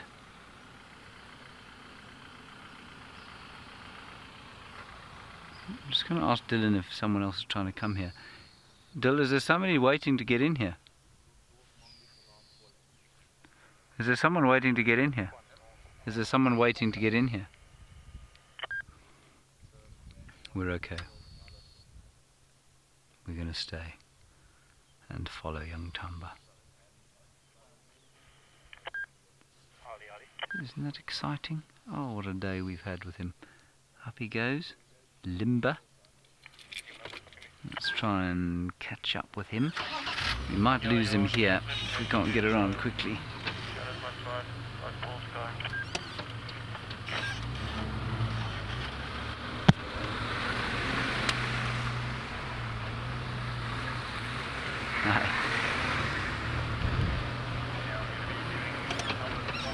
Alrighty, let's try and get in here. Ooh-wee. I think we can do it. Hold on, Wumpy.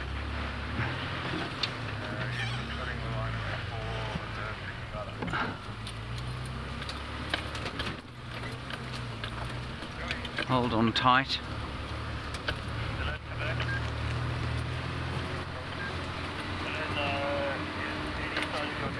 There he is.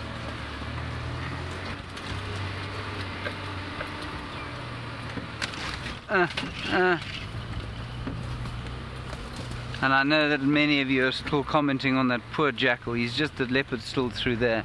That really is sad. I mean, yeah, a few years ago I think the strategy would have just been to shoot them and, you know, kind of put them out of their misery, but they might survive. And so, as painful as it is, okay, this is going to make a lot of noise, I'm sorry, this is Strychnos bush. But as painful as it is to look at the jackals like that, there really is a chance they could survive, and so we just need to leave them be and hope for the best. Can you see the leopard, Wim? He went through there. There are impala there. Ooh, he's right here somewhere. And there are impala right here as well. They're not alarming. They haven't seen him. This is very exciting.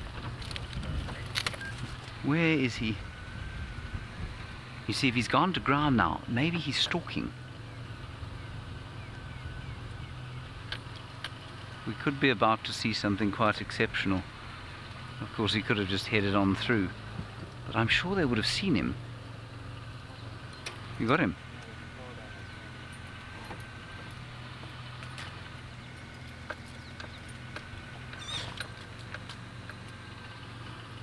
He was going down this little game path.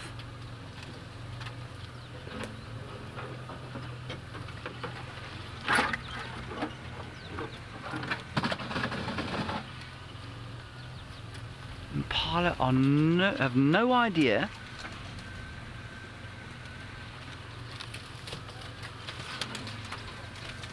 Well, that's interesting, Lady Starfire. You say, well, predators leave diseased animals alone. I don't know. I can hear some birds alarming up ahead. I imagine they may well.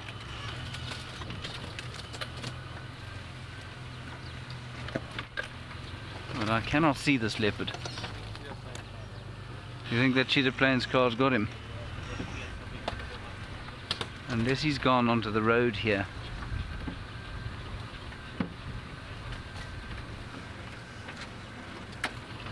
Now, those impala looked way too chilled. Gosh, I tell you, the experience of driving around here in the bush is far different from that of driving around in the Sabi, at least in the Mara. Yeah, I think he's here. There's a waterbuck running away from him. Alrighty. Oh no, there he is on the termite mound. Shall we go and look at him, Kirsten, or do you want to go to Noella? Okay, we'll stay with us. Let's go up in fact, should we get the other side of the sun? He likes a termite mound, this leopard.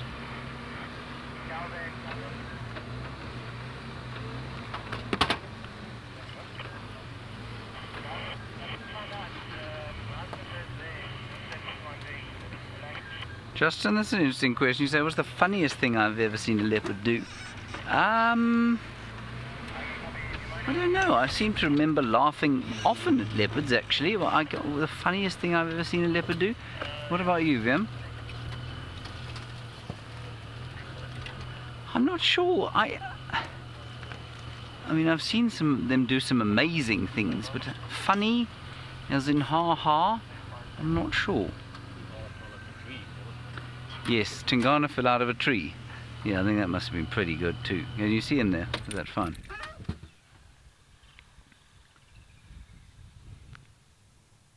Right, we'll just stop and look at him here. I think he'll turn around eventually. I might actually just move forward so that I can get out of the way for this vehicle. I'll go around the other side.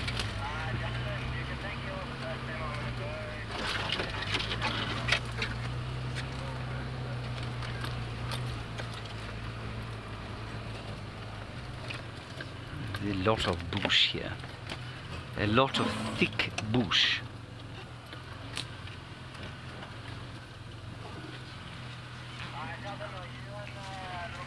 Alright. Alrighty. Let's head across to Noel while I reposition the car. We'll see you shortly. We are live. Hi everybody, hello, hello, hello. Sorry, I'm a little bit preoccupied at the moment. We have birds going crazy, we've got squirrels going crazy. He's here. My nemesis, Tingana, is here. We just can't seem to locate exactly where he is. So, he's playing tricks. He's playing tricks with us. He's playing with our eyes and our ears, and the birds are trying so hard to tell us where he is, and we are just gonna have to, I think, try harder. It's the only thing I can think of. Now, I haven't picked up any more tracks, and Seb and I have been chatting, and we're pretty convinced he's inside of this drainage line and not far from the dam. It's cooled down immensely, like 5 to 10 degrees, so he's most likely moving. And I think he's moving circles around me, to be honest with you, because he can, because he knows that I don't see him and he can see me. It's like a big, I don't know if any of you know what the book Where's Waldo is. That's exactly what this is like. Only it's Where's Tingana. Okay, so I just want to park on the dam wall for a second, and I just want to listen a little bit more. There's way too many signs saying that he's here for him not to be here. So again, we always talk about leopards only showing themselves when they're ready to be seen, and I just really want Tingana to be ready now. Where are you, buddy?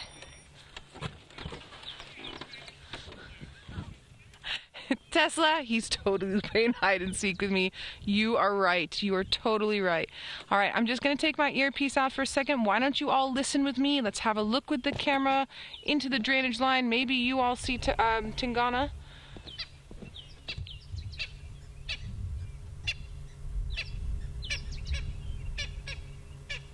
He's here. He's right here. Why can I not see him?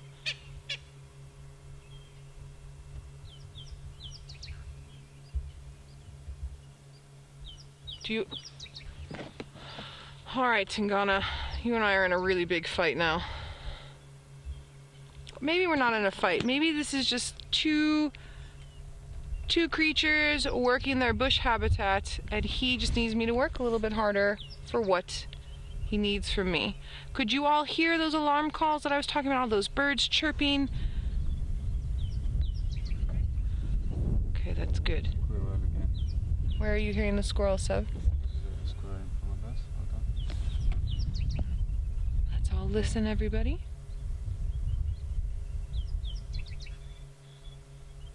You hear the Franklins farther down as well.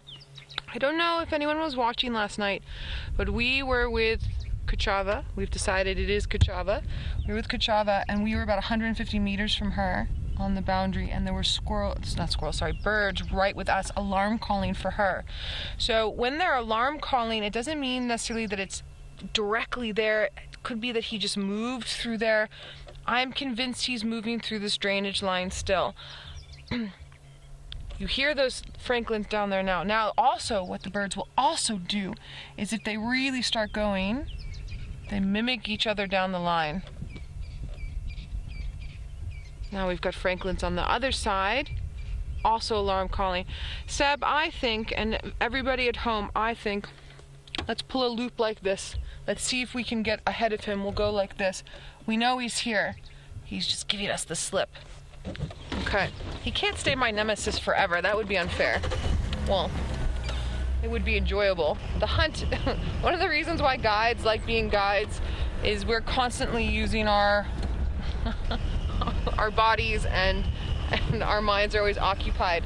But this sort of thing, when you get tracks and you get sounds and then searching for your species and then finding it, yes, it's addictive, hey?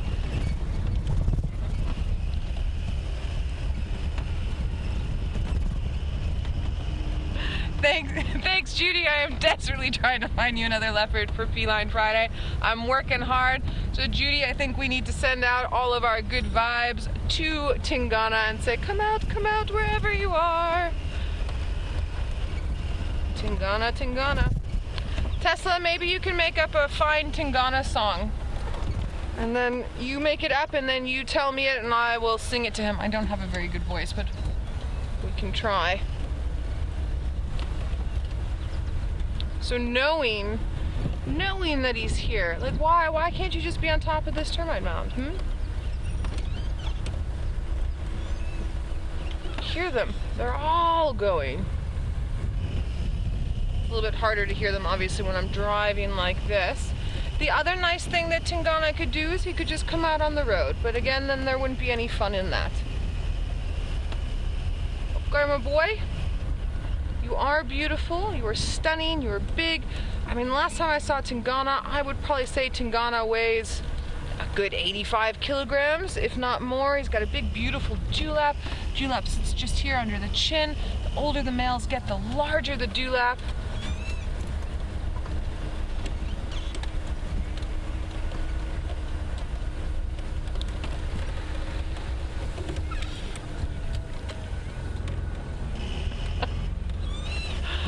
Alright, the comment is having a trained bird that sits with me and goes and flies and then alarm calls and I follow that bird. I think that would be super interesting.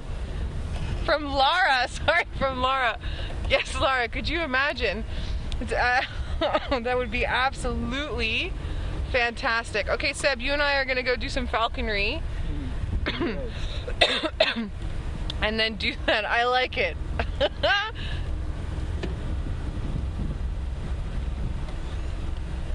He's in here. He's hiding. Come out. Kachava. Sorry, Tingana. Too many leopard names in my head right now. Oh, the anticipation is killing me. I'm sure it's killing you all as well. Alright, so something I used to tell my guests often was when we were looking for leopard like this is we stop looking for the leopard and the leopard will appear. So a bit like how elephants do displacement behaviors, maybe we will do a little bit of displacement behavior in our tracking and maybe he will get annoyed that we are not searching for him anymore and come out.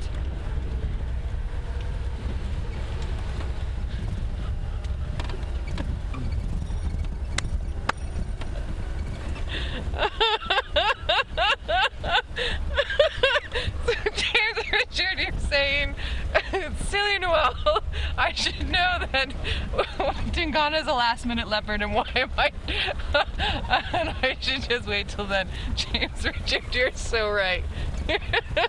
Oh, Tingana, please don't wait till the last 5 minutes today. We want to see you now. Oh, James Richard, you're so right. Oh. Aha! Nope. Overexcited. Was hanging up. Sorry. You guys have really got me laughing now. Tingana! Lots of hyena tracks. Okay, well, everybody, I'm not gonna give up, but I'm gonna give up. I'll clean off our energy pallets a little bit. And we're just gonna keep... Oh! Yes, I want to hear Tesla's lyrics. Are you gonna tell them in my ear, Kirst? Or... Oh, you're gonna WhatsApp them to me. All right. What's that? Are you gonna do it now? Ooh, okay. Stand by one. Oh, hold on, everybody. Tingana, maybe you'll come out for this. Okay. So Tesla, you have sent your beautiful lyrics for our song. Kirst has WhatsApped them to me. I don't know how we lived without WhatsApp before. I think it's absolutely amazing. I've got friends in the anti-poaching industry, and they use WhatsApp as well to help with their anti-poaching work. It says I have 3G, Kirst, but I mean, as you know, we live in Africa. Okay.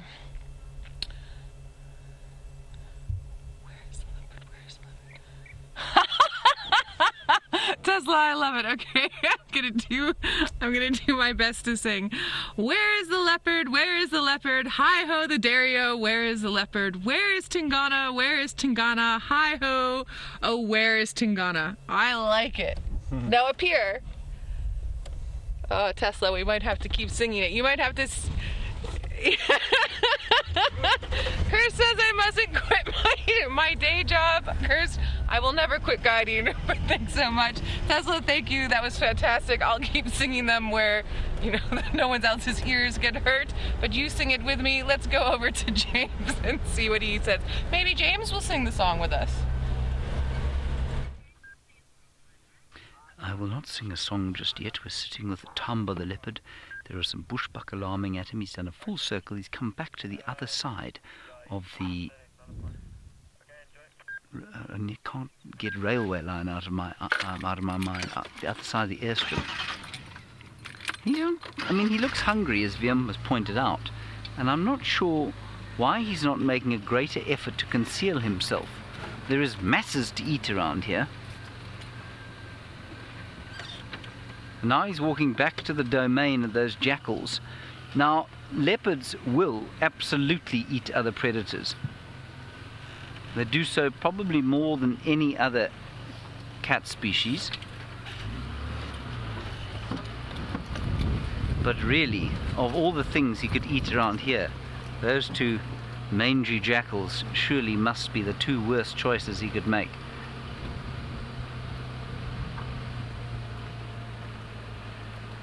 This is exactly where they were. One of them skedaddled up the other side of the airstrip.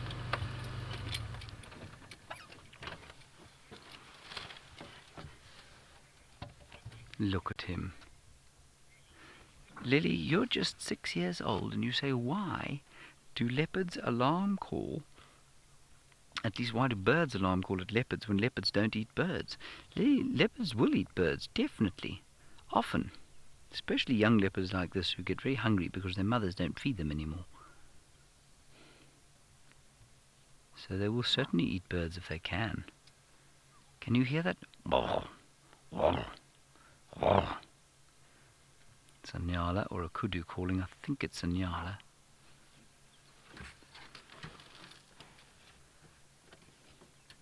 He's making absolutely no effort to conceal himself whatsoever. Flicks his tail up in that sort of peace posture. But normally I've only seen them do it with birds alarming.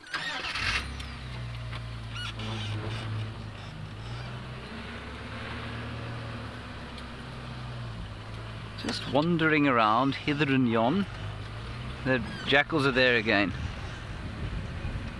He's not making any attempt to try and chase them. Making that dreadful, mournful alarm calling sounds. Horrid. Joy, you're wondering if there are many side-striped jackal at Djuma. No, there aren't. They're not common, nor the black-backed variety. Well, he's found something under that bush. That's interesting. What's he doing there?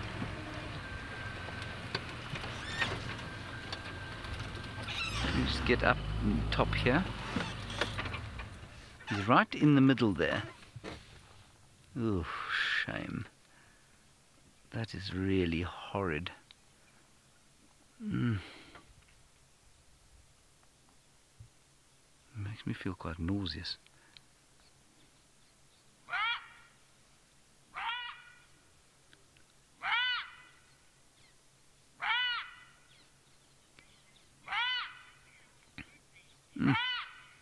Steffi, you want to know how animals get mange? They get it from each other. And so he must have come into contact with a mangy creature, possibly a mongoose, possibly a duiker or something like that. Then, you know, one of them's they've given it to each other somehow and probably reinfected each other continuously. It really is horrid, isn't it? But he might survive, and so it's best to just leave him be. Mange is a naturally occurring disease.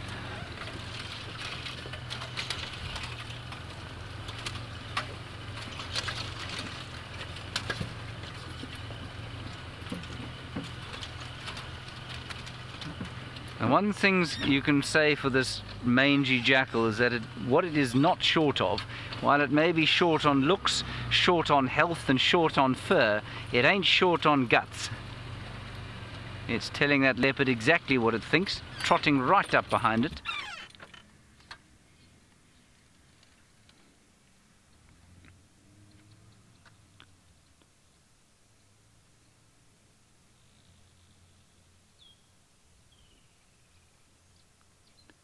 It's interesting, you don't normally see an animal that unhealthy unless it is either severely diseased or domestic. You'll find domestic animals, quite often abused domestic animals, that look like that.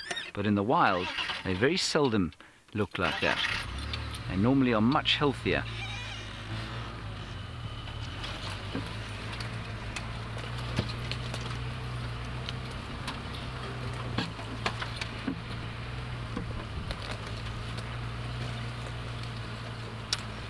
No, I don't think it would, R-Beard. You say, would a flea collar stop the mites that cause mange?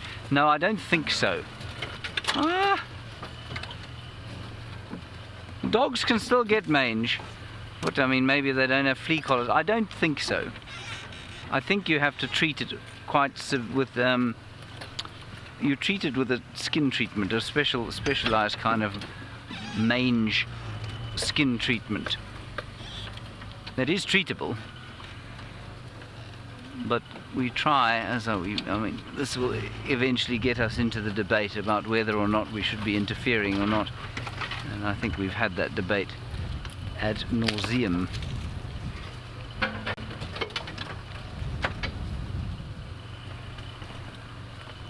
Let's just get out of this rather tricky spot. That Cheetah Plains vehicle has placed itself so skillfully every single time while we've been knocking through the bushes. I don't think he's run over it so much as a small twig, and he's maintained sight of the leopard. He's done a great job. You just move. We're going to go around the side of them here.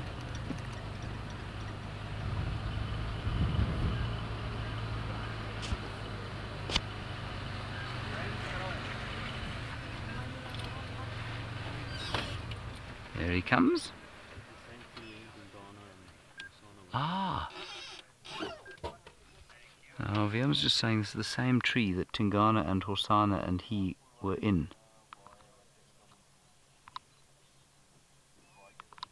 Now he's looking with some intent towards the impala that are crossing. And there's a baby one there. Ooh. Now we have some interest.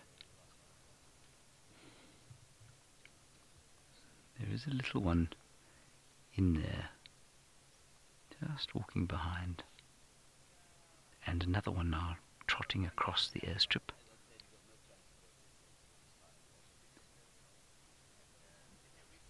Look at him keeping now. Suddenly he's interested in concealing himself.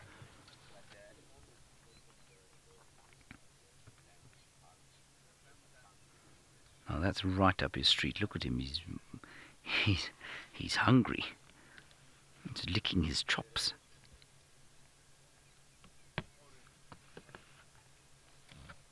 What do you think, boy? Do you think there's something there you might be able to catch? I think so. Just back into the bush there. Oh, well, that's going to really ruin his night.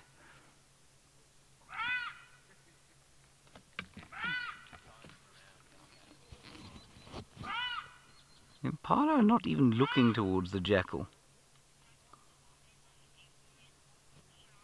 Sean actually wondered exactly the same thing. The leopard is now on the way. He's stalking.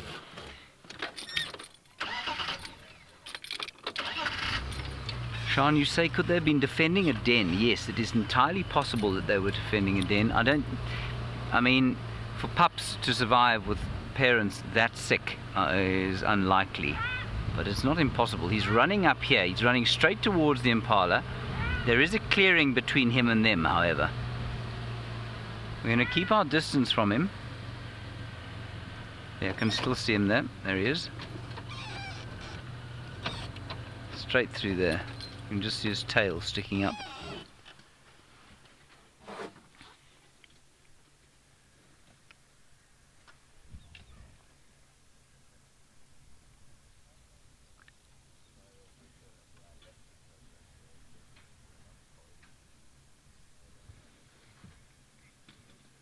Yeah, let's go live.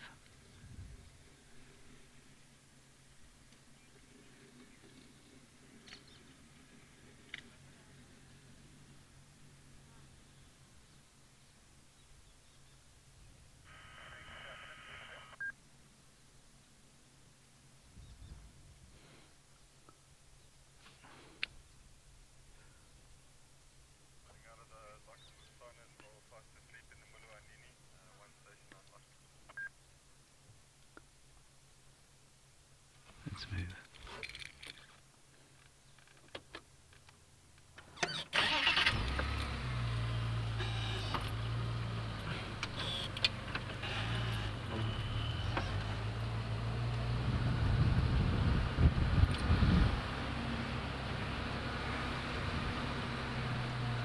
I think leave it now, Kirst, unless it's coming up. Sorry, we're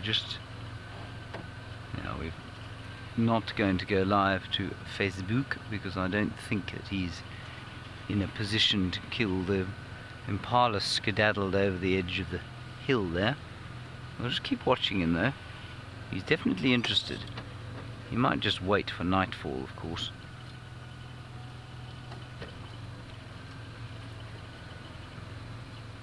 There he is. He's watching those impala. Can you see him there, Vim? Look how beautifully coloured he is.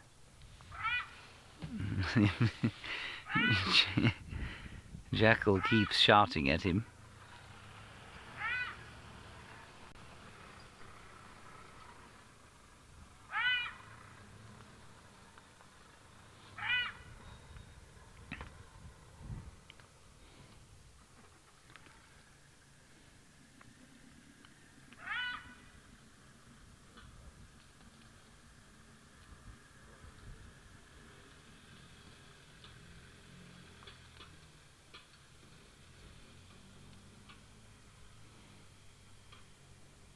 And now suddenly his body language has changed. I don't know if you've noticed that, but he's dropping much closer down towards the ground.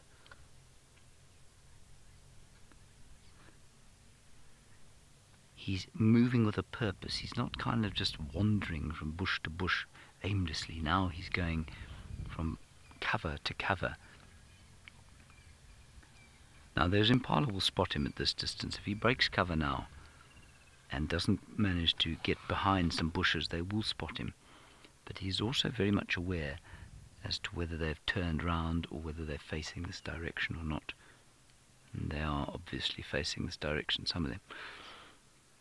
Using the termite mound for vantage, which is precisely what he would have done. But as the sun goes down, so his interest in hunting will become that much higher. Here he comes, he's just popping out now.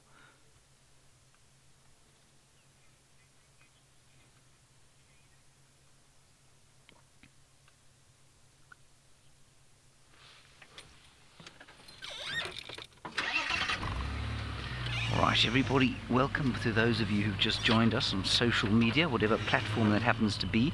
We're sitting here with a young male leopard, 17 months old. He's just gone behind a bush there, and there are a whole heap of impala up ahead. He is on the hunt.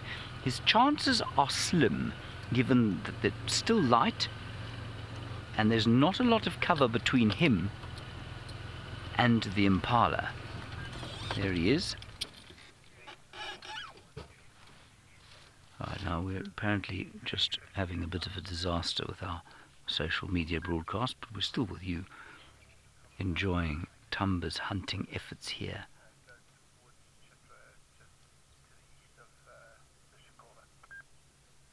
And they haven't seen him. He's in the open. Now look at him. He's just slinking down. Now he's using the topography for cover, and he's having a little bit of a roll. He may have found some dung there that he's rolling in. Look how he's put his enormous ears down. See how he's flapped them down?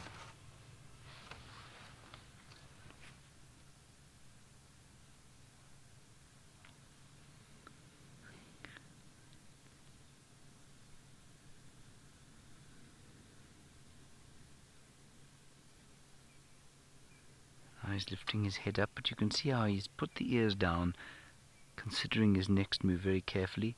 He is, of course, a very serious leopard, as we've seen today.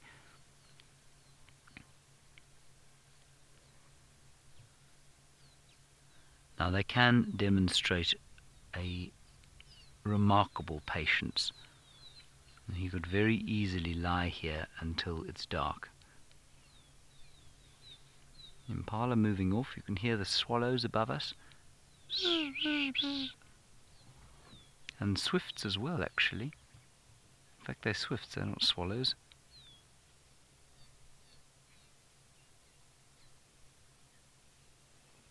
Beautiful. Leopard is still there, don't worry, while we look at the swifts.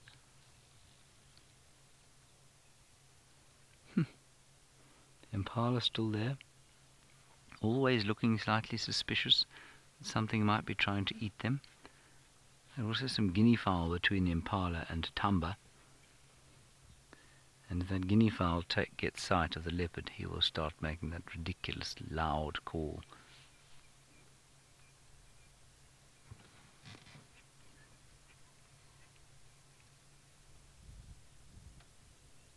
And those other vehicles, of course, just enjoying Tumba as much as we are. Wondering if he is going to get on and go hunting. And you can see precisely why it is at this time of the year, this time of the day, animals start to make their way up onto these clearings. As the light fades, of course, this is precisely what happens. Cats come out in search of something nice to eat.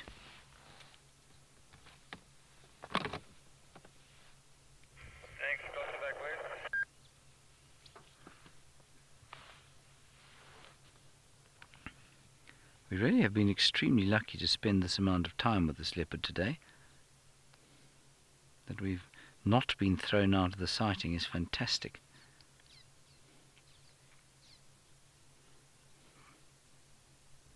He doesn't look like he's going... Ooh. As I was saying, doesn't look like he's going anywhere anytime soon. Now, the reason he perked up like that is that the leopards the impala put their heads down and started to graze.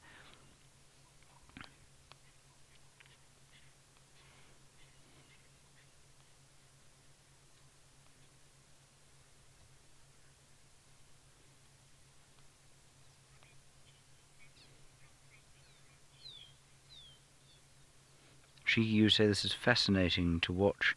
Yes, it is, isn't it? It is a magnificently exciting thing to be watching, and this is the best time of the day to be doing it. As the sun goes down, that lovely feeling that comes over the wild at this time of the day.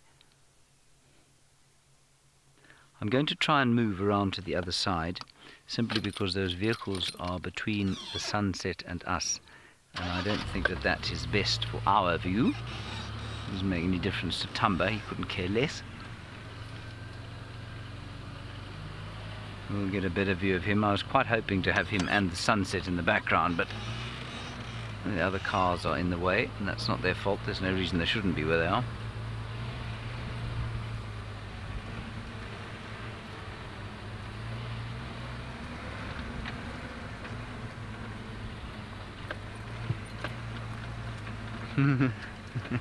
Wumpy, I'll give you a two-shot, a world-beating two-shot of a leopard and a squirrel. Well, I'm not going to get you a two-shot actually. See the squirrel and the termite mound there? I'll just quickly show you the squirrel. He doesn't actually seem to have... Look, he's eating a marula nut. Isn't that sweet? He doesn't seem to have noticed the leopard. He'd almost certainly be alarm calling if he had. The leopard noticed him. Alright, let's move closer in.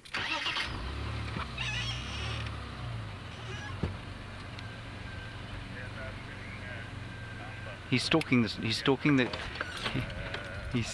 squirrel.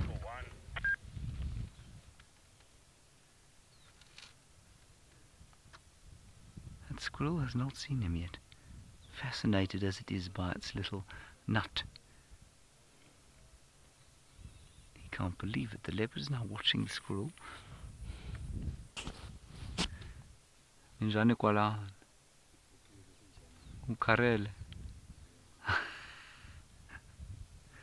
just saying hello to the tracker on the other vehicle.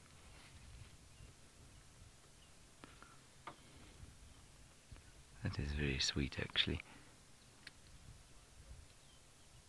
Maybe let's move around the other side, Wumpy. What do you think? Neck looks a little bit like it may have been bitten, doesn't it?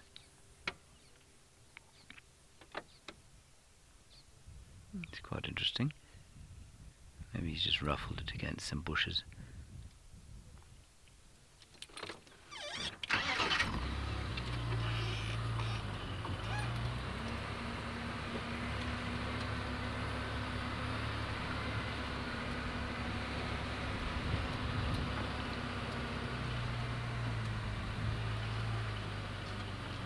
Impala still feeding, same place, the other side of the termite mound.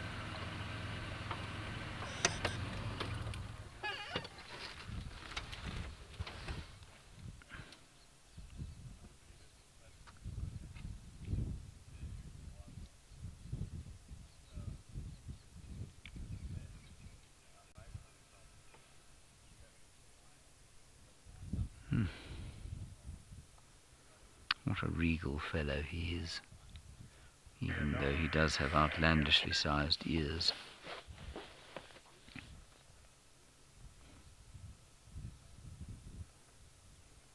He is the picture of patience, isn't he? He's not a piece of frustration about him. Neat, very calm, very considered, I think, in all his movements.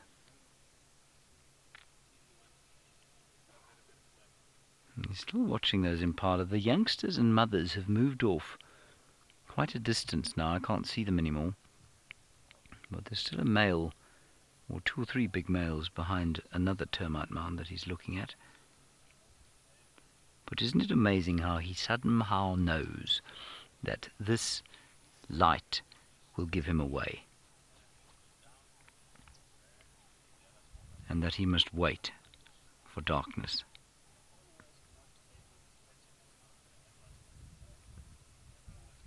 Oh, look at him. Alrighty, let's sit here for a bit longer, see what he does. We don't have too much time left on the drive. While we do that, let's go and find out how Noel's search for Tingana went.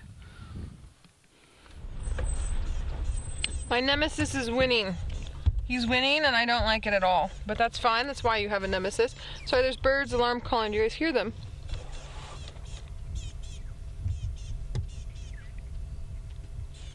So, as we made our search wider for my nemesis, we picked up on very fresh female leopard tracks, which we think might be Tundi. Now we've got birds alarm calling. I just want to check Chelapan and then I want to turn around and I want to come into the Mulwati. Can you guys hear the owl? There was a barred owlet calling just now. I think it was too far off. Hear them. Okay, Chelapan, and then the Milwaukee. I don't know why these leopards are so my nemesis. I was just talking to Seb about it. I don't think I've had to work this hard for tracking leopard in a very, very, very long time. They are definitely making me pay my dues. That is for sure. I also have worked many years with a tracker as a unit, and so working together like that. So I've got Seb's a very good tracker at the back, but it's a different scenario. So I'm missing my trackers a wee bit with the help, but it's okay. We will get around the nemesis factor with Tingana, and then Tundi I'm pretty sure is probably just heading towards her den from what I can see from the tracks. Now you might be wondering, well, how do you know that it's Tingana? How do you know that it's Tundi? Part of that has to do with territories. Leopards are quite territorial. Also size of tracks. Tundi's got little tiny feet, and Tingana has very large Tingana feet. Now, there's nothing here.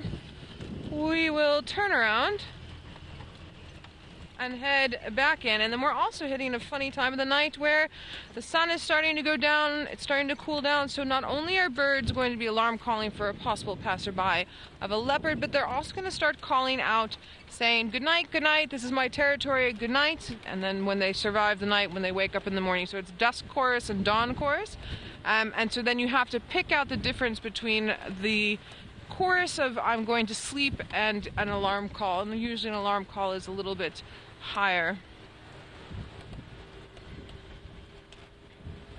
Ellie, I believe you're asking, are drive times longer in the summer than in the winter? Is that correct, Kirst?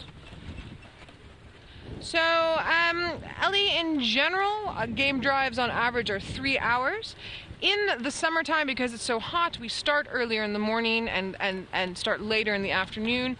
I found with my guests when I was still guiding full-time that our drives would actually be longer during the winter because it's cooler throughout the day, so you can go out and then get more activity. So you've got shorter time in the middle of the day and in the winter, and longer time in the middle of the day in summer. That being said, usually this time of night, so when it's very hot with my guests, I used to go out at sort of 5 o'clock in the evening, and then we would stay out until 8:30. So yeah, and it also depends on the lodge that you work at. So an average time would be 3 hours. When I was up in Zambia, our average hours for game drive were between 4 and 5 hours, if not longer. Also, some places offer full day drives, which I would only recommend in the winter time. It's way too hot in the summertime. So again, long-winded answer, but it's very, very, very dependent. All right, let's head back to James, who has an actual leopard for you to see, while I work on my nemesis and our cute little Tundi. Yes, indeed, we do have an actual leopard, the same leopard. Marvelous leopard, Tumba the leopard. There he is. Still looking hopefully towards the impala, which are getting further and further. Oh no, some of them are coming out onto the airstrip now. Do you see them, Wumpy? There they are. Back's turned to him. How they haven't seen him, I'm really quite confused about.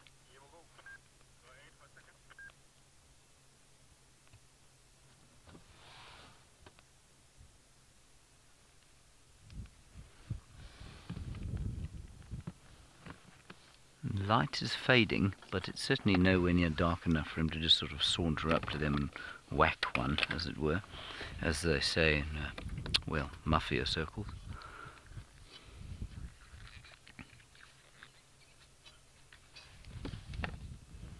He is hungry, his belly is empty,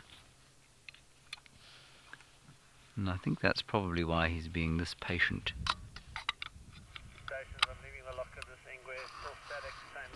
I'll tell you that Hosana is still in the same place. No one's with him. He's under a bush, eating his supper.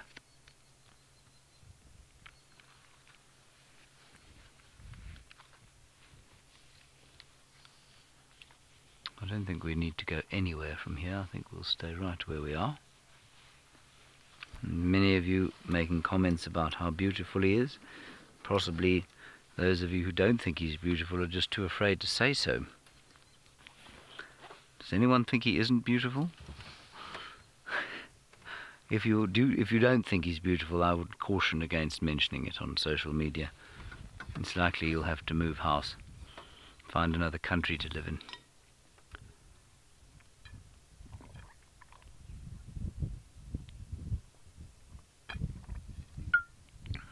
That was just me drinking some water. I'm sorry, I have a dry throat.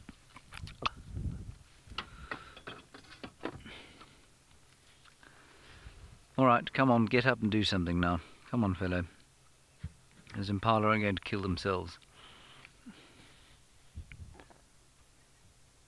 I don't see any lambs within sort of striking distance. Let me train my binoculars on them. No, none of them looking this direction though. Many with their backs turned to him. But for the inconvenience of this clearing between them and him, I suspect he'd be in business.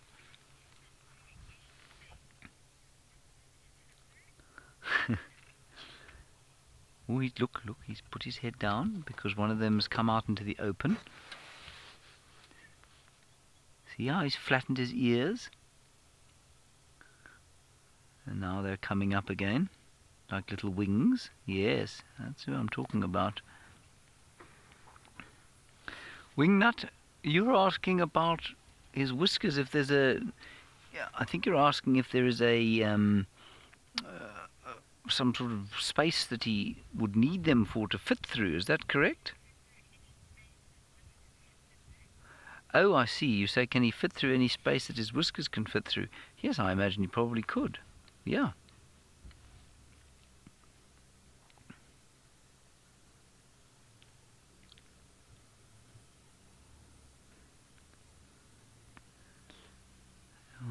I think he's definitely going to wait for the darkness to fall, I'm afraid.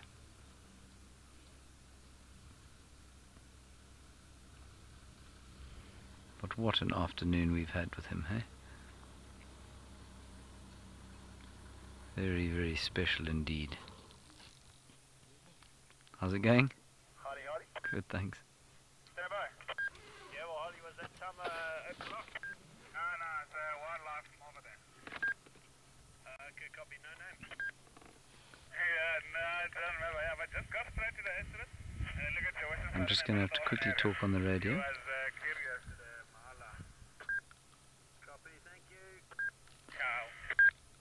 Ndikhumbule. Ndakukhumbula for next time. Just come straight along the airstrip. He's just at the northern end of those clearings, heading towards the top. Static on a termite mound. 2 stations here now. Affirmative. Just come along the strip. Alrighty. You see that fellow didn't know who I was there, Vim. He was asked on the radio, who did you leave the leopard with? And he said, I don't know, some guy from Wild Earth. He didn't know my name. Now there is a squirrel alarm calling. That's the other side of this clearing. Not looking at Tumba, I don't think. Anyway, we'll see what happens.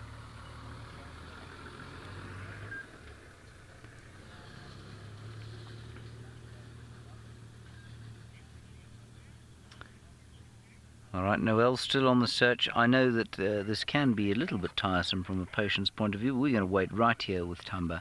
You head across and see how Noel's doing. James, thank you for holding down the fort with stationary leopards. It's very helpful for all of us today. I really appreciate it because our leopards this side are not wanting to be seen. Yeah, so my nemesis is still my nemesis. And I think Tandi's just gone into the thick drainage lines that end up towards where her den site is. But I mean, look, I'm spitballing there. I'm not quite sure when the last time she ate was. I haven't seen her. And yeah, we'll have to wait and see. So I'm closing off my loop on Tandi. And even though we picked up those tracks, still doing that, that was still part of my nemesis loop with Tingana. So we're going to head back in and try and angle again and see, because James Richard, as you pointed out earlier, he is a last-minute leopard, that big Tingana of ours. So we're coming back past the dam in front of Djuma. You never know. Maybe something's lurking around the edges that the dam cam can't quite see. And then we will finish closing off our loop for Tingana. It's also one of those things where we were tracking him, but when that cat wants to move, he moves. And he can move more quickly than you would think. And it's not that he's running by any stretch of the imagination.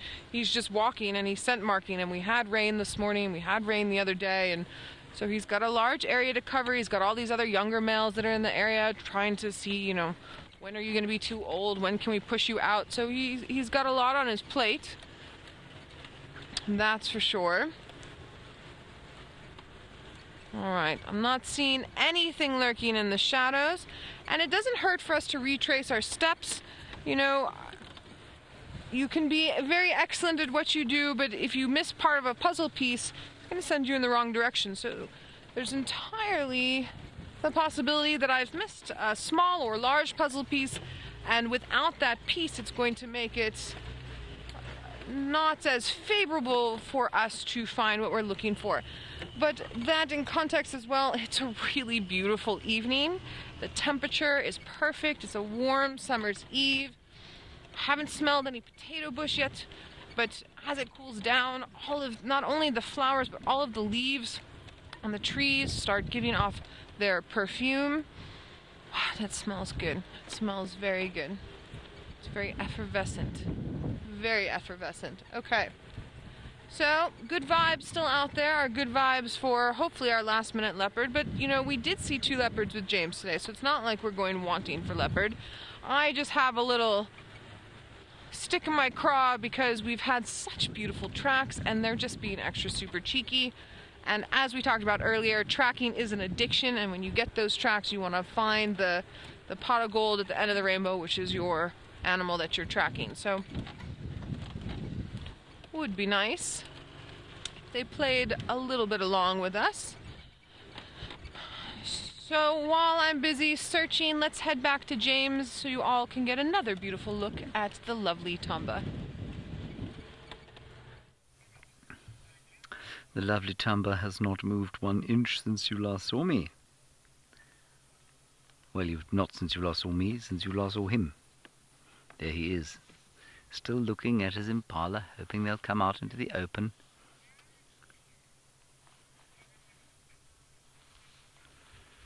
Our beard, you say, have I ever had a surprise encounter with a leopard?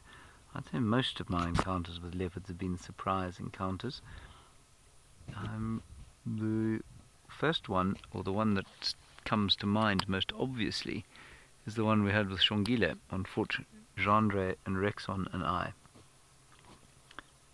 And we were looking around a spot where Karula had a kill, and we couldn't. He was Horsana was off somewhere else, and Karula was off somewhere else, and we did a whole segment about, I don't know, the tree that they'd put. We were in, and we were on foot knocking about, and then Rexon said, "Hang on, she's looking at us. She's right there."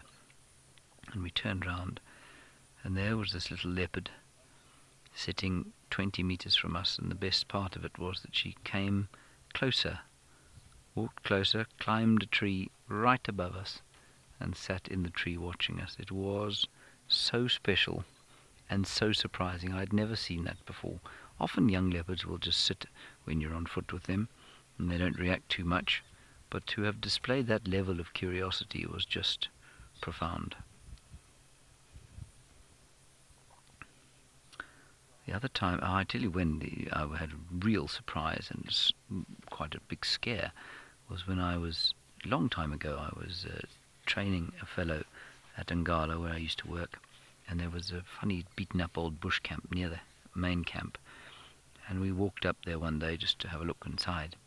We popped our heads onto the wooden platform there, and in the corner there were 3 tiny little leopard cubs, tiny little things, and Mum wasn't there, but there was only one entrance to this place, and the thought of being caught by the leopardess while looking at her young cubs as she came up the other way was utterly terrifying, so we extracted very quickly. It was so unexpected. And there's another wonderful time I had when I was sitting in the Umluamati drainage, contemplating the day. I'd taken a deck chair out and I was sitting there at a book. I'd fallen asleep with the book on my lap, sitting in the shade. It was a hot summer's day, around about this time last year actually. And in fact it was in January, I think it was in the middle of the TV show. And I suddenly woke up, the hairs on the back of my neck standing up, opened my eyes, and sitting in front of me about, say 20 feet away, was Karula, just looking. And as I opened my eyes, she stood up and walked off up onto the bank, and I didn't see her again for the next little while. So lots of surprising and very special, profound leopard experiences I've had. And you'll notice all of those on foot, not in vehicles. Or in the last case, I was on my bottom, not on foot at all.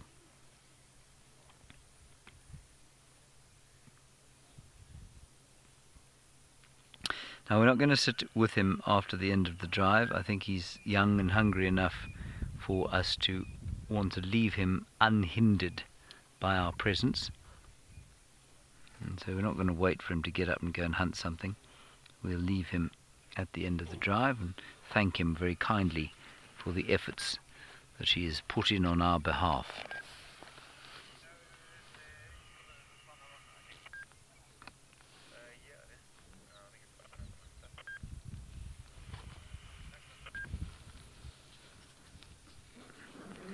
So nice. I mean, after yesterday's drive, Seb and I managed to find 2 hairs of one hippopotamus sticking out of the water. This has been a really remarkably good return, I'd say. Wouldn't you say, Vim? Do you think it's you?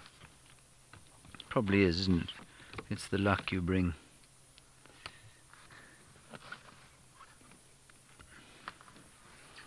He certainly doesn't look like he's about to get up and go hunting anytime soon.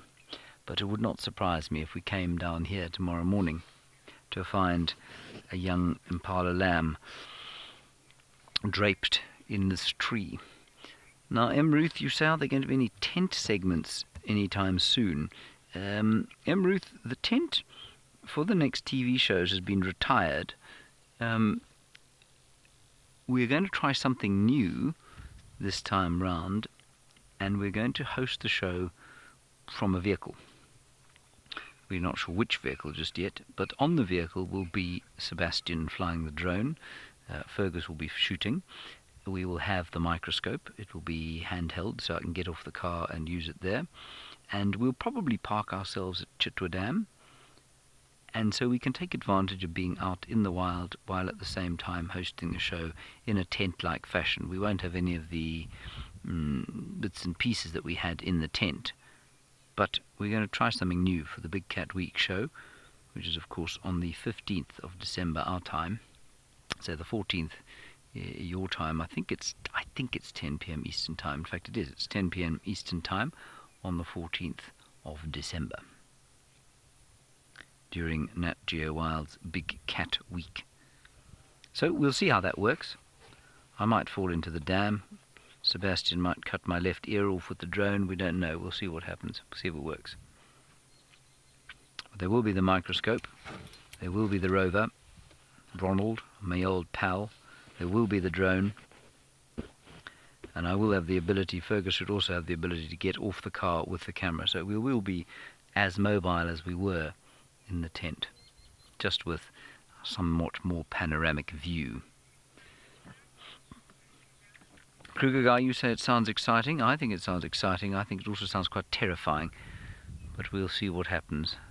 It's always good to try new things, isn't it?